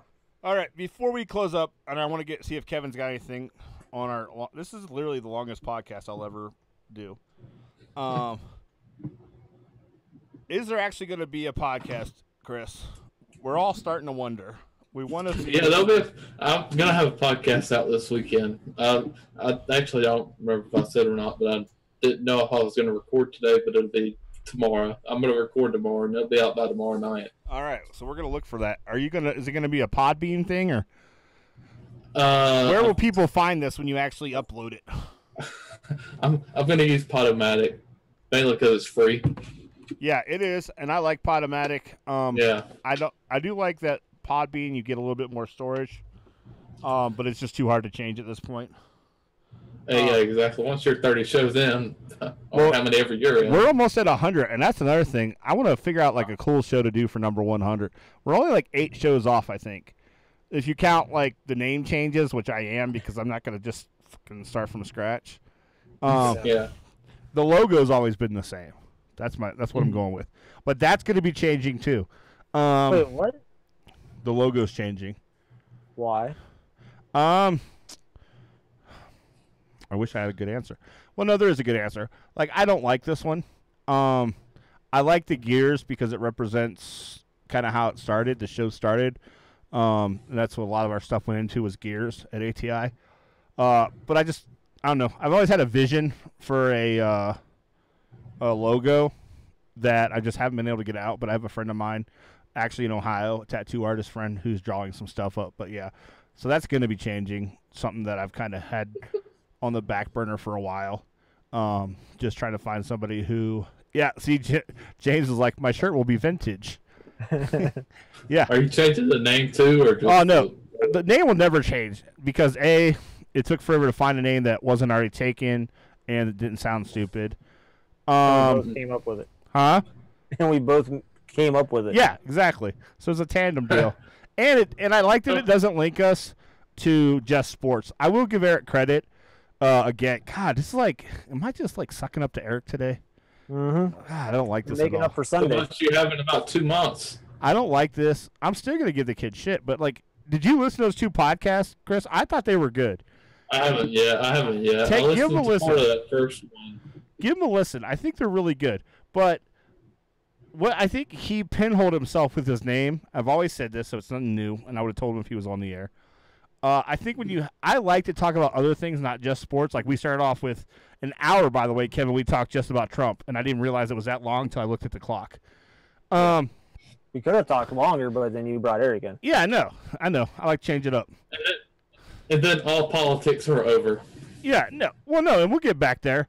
But I'd love to get Eric talking about politics. I'll get his little opinion out there. I'll squeeze it out of him. But no, what I was saying is, I think that. What was I saying? Oh, I think that he canned himself in with just the end zone because he's almost got to be. And then when he doesn't talk about football, it's kind of frustrating because you're expecting, if you're a listener, I'm expecting if I download the End Zone podcast, I'm going to hear about football, and then he's talking about March Madness. And I didn't want to be hemmed up like that because the whole idea of this show was supposed to be like the original name, the Break Room Podcast. I want it to be like you could talk about anything that you would bullshit about with your friends at work. And Kevin and I worked at the same place for a long time, and we would talk about everything in that break room. Yeah, it was kind of sports heavy, but we really did talk about whatever the hell was going on. And that's what I wanted this, and that's kind of always what I wanted this show to be. So, and I like your podcast name, that was it Truth and All? Yeah. Like it might not ever come out, but if it doesn't, at least you had a cool name. All right, closing up. That down, just so you know. Yeah, I know. Closing up, Kevin. Do you have anything else for this half-hour podcast? I had a couple things, but we'll go with one. Okay.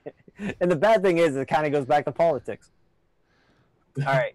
I don't know. I'm taking it you saw by now the Robert De Niro Tony Awards speech. Already told. Yeah, fuck Trump. Yeah, fuck Trump. And everybody gave a standing ovation. And then in that same episode, or the same awards show, Run! What? Touchdown! It's a Tiger Cat touchdown, baby. All right, sorry. Anyways, Go ahead. so later on in that episode, or that award show, the last Spider-Man, not the new one, the second one, Garfield, whatever his name was, he came up and gave some kind of speech about selling cakes to gay people. And then, so you go from that, and then you got the whole national anthem thing in the NFL. When the hell are you going to be able to turn on TV and politics be out of it like it used to be? Won't happen. Trump ruined that. Because he was like a TV guy. I tell you, I think about that every day. That I turn on. Like, don't get me wrong, I'm not going to watch the Tony Awards because I could care less about Broadway. But it's just like when the Tony Awards, and that's like I can understand Andrew Garfield giving his speech about selling cakes to the gay people, that whole situation, because you're the Tony Awards, so put two and two together. And they say there's a lot of gay people in Broadway. Yes, and they probably want a cake too, especially if they want an award. I was actually happy that the one guy won his lawsuit at the Supreme Court. Like he didn't have to sell him cake. Yeah, like I don't think I think it's douchey, and I wouldn't shop at his restaurant. But I think that like he does have the right as an American, right, to refuse service. for whatever reason. And the thing that cracked me up about it was, like, they made it such a big thing because they're like, you know, they ruled in his favor because of his religion. And people are complaining. They're like, he should just sell the cakes. It's like, wasn't there a big lawsuit just a couple years ago where Muslims wanted to be able to wear their hijab or whatever, however you say it, during their license plate or during their driver license pictures because that's their religion. But that was okay. So it's like, how can you sit there and be like, well, that's their religion, so that's okay, but that's their religion, so that's not okay. It's like, you can't do that. But they do. I mean, they just sit there and they try to get the social justice, you know, award. And it's like, well, you just calm down and act. You know, it's like, well, seriously, they're like, for Garfield complaining about it, it's like, you do know they were supposed to make 3 Spider-Mans, but they suck so bad they stopped after 2. Yeah, but here's the thing. This is where I'll disagree with you. Because this is like that lady telling LeBron just to shut up and dribble. Like, those people have influence, and those are people on some level you want because they're going to get the message out to more people. Yeah, but the bad thing about that, like, I agree, I understand what you're saying, but the bad thing is you got certain people, some people don't know, they don't really look into it. A lot of them just go with the fad. So then, like, you got, like, say if I love the Kardashians and, like, Kanye's like, oh, I love Trump. Well, I like Trump because Kanye does. Well, Kanye's an idiot to begin with. So, you know, just too many people follow blindly and they don't do their own looking into, their own research to be smart enough about it. And they just follow these celebrities. I just think celebrities got too much power. They have influence. Were you going to say something, Chris? You look like you want to say something. Oh, no, I was just going to agree. I think, well, I was just going to really disagree. I don't think they have too much power. I just think they have more influence than even I would like. Okay, power was the wrong word, but influence, yeah. Go with they have too much influence. That's a better way to put it. Yeah, I would agree with that.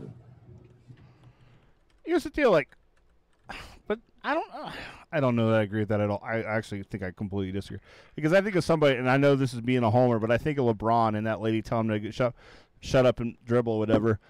LeBron, people like that, like, and I don't know what all these other people do. I happen to know LeBron because he's my favorite athlete, so I follow it, right? He comes from my hometown, so I pay attention because a lot of shit he does is in Akron, so we can see it right in front of our face.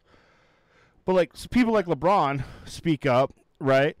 But he probably does more, like, community social work than most politicians and most people in politics, and how he uses his funds and his name. So I feel like there's value what he says. Like, he sees it. He sees what's going on. He deals with this stuff. Like, that guy's going to send thousands of kids to college for free. And so, like, I don't know, man. I just think that I don't think you have to agree with what they say. I don't even think you have to like it because I don't think we all like what we hear. But I think those people, like, in the right situation, like, those are the people we need at least getting the conversation started. It goes back to what we were talking about really early on the show, Kevin. Like, we're not having conversations. So, like, at least what that guy does, even though you think, you know what, just go act and no one gives a shit about your political views. And I'm not saying that's what you said. I'm paraphrasing what I heard. But I think that but we're having a conversation about it, right? And maybe it's not the exact conversation that should be had, but we're talking, and I think that's what it does. It starts conversations for whatever reason, and if that gets somebody to understand what the hell is going on, then I'm all for it. Yeah, I completely agree. But I'm just talking about those people that not everyone gets into a conversation about it and talks about it. There's a lot of people out there. It's just like, well, LeBron likes Hillary, so I like Hillary. Kanye likes Trump, I like Trump. But you're always going to have those sheep. You're always going to have sheep. Yeah. You're never going to get rid of that. Like, I'm sure on some level I'm a sheep because I probably make a lot of quick decisions based on a lot of the stuff that I just see quickly or I hear.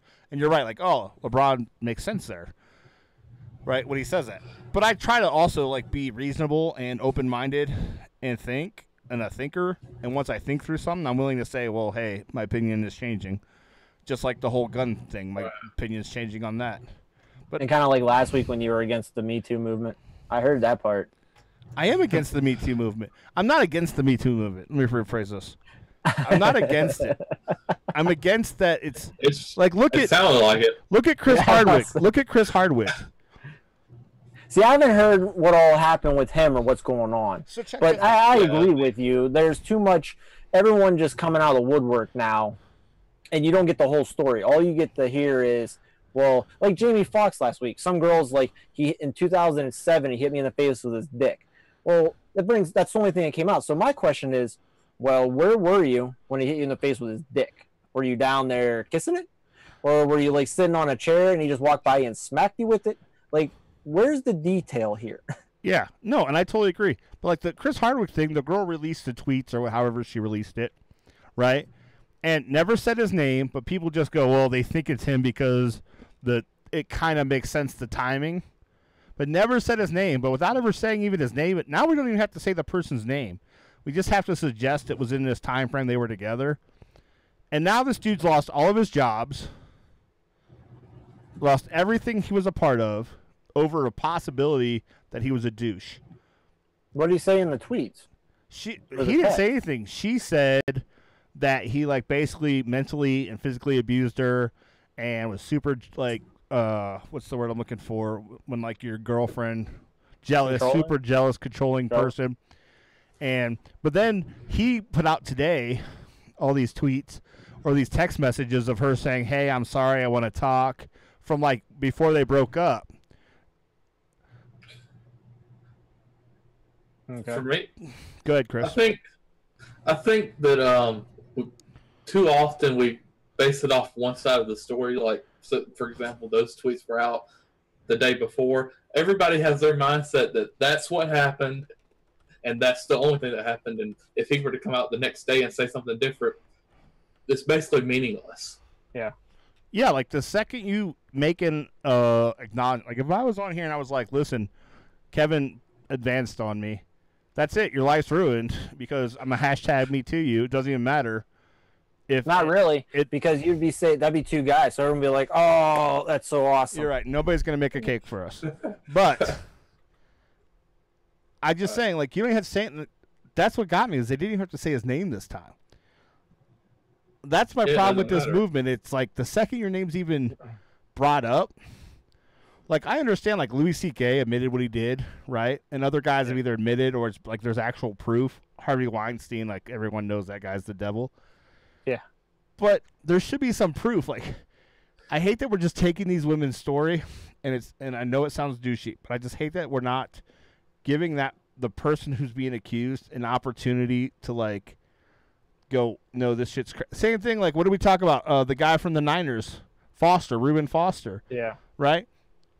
It was claimed that he did all this crazy mad stuff. Yep. And then the girl's like, it was just a money play. Yeah. Well, I completely agree. I understood what you were saying. I just thought it was funny because Eric wouldn't talk about it, and he was kind of giving you a hard time about it. But yeah, I agree. I mean, it's just we're in a culture, society right now where it's like just because a woman says something, you have to automatically take them for their word. And here's the thing that bothers me, and people won't like this opinion, but whatever. If a man came out here and said something like that, it wouldn't be taken the same way. Oh, you'd be laughed at.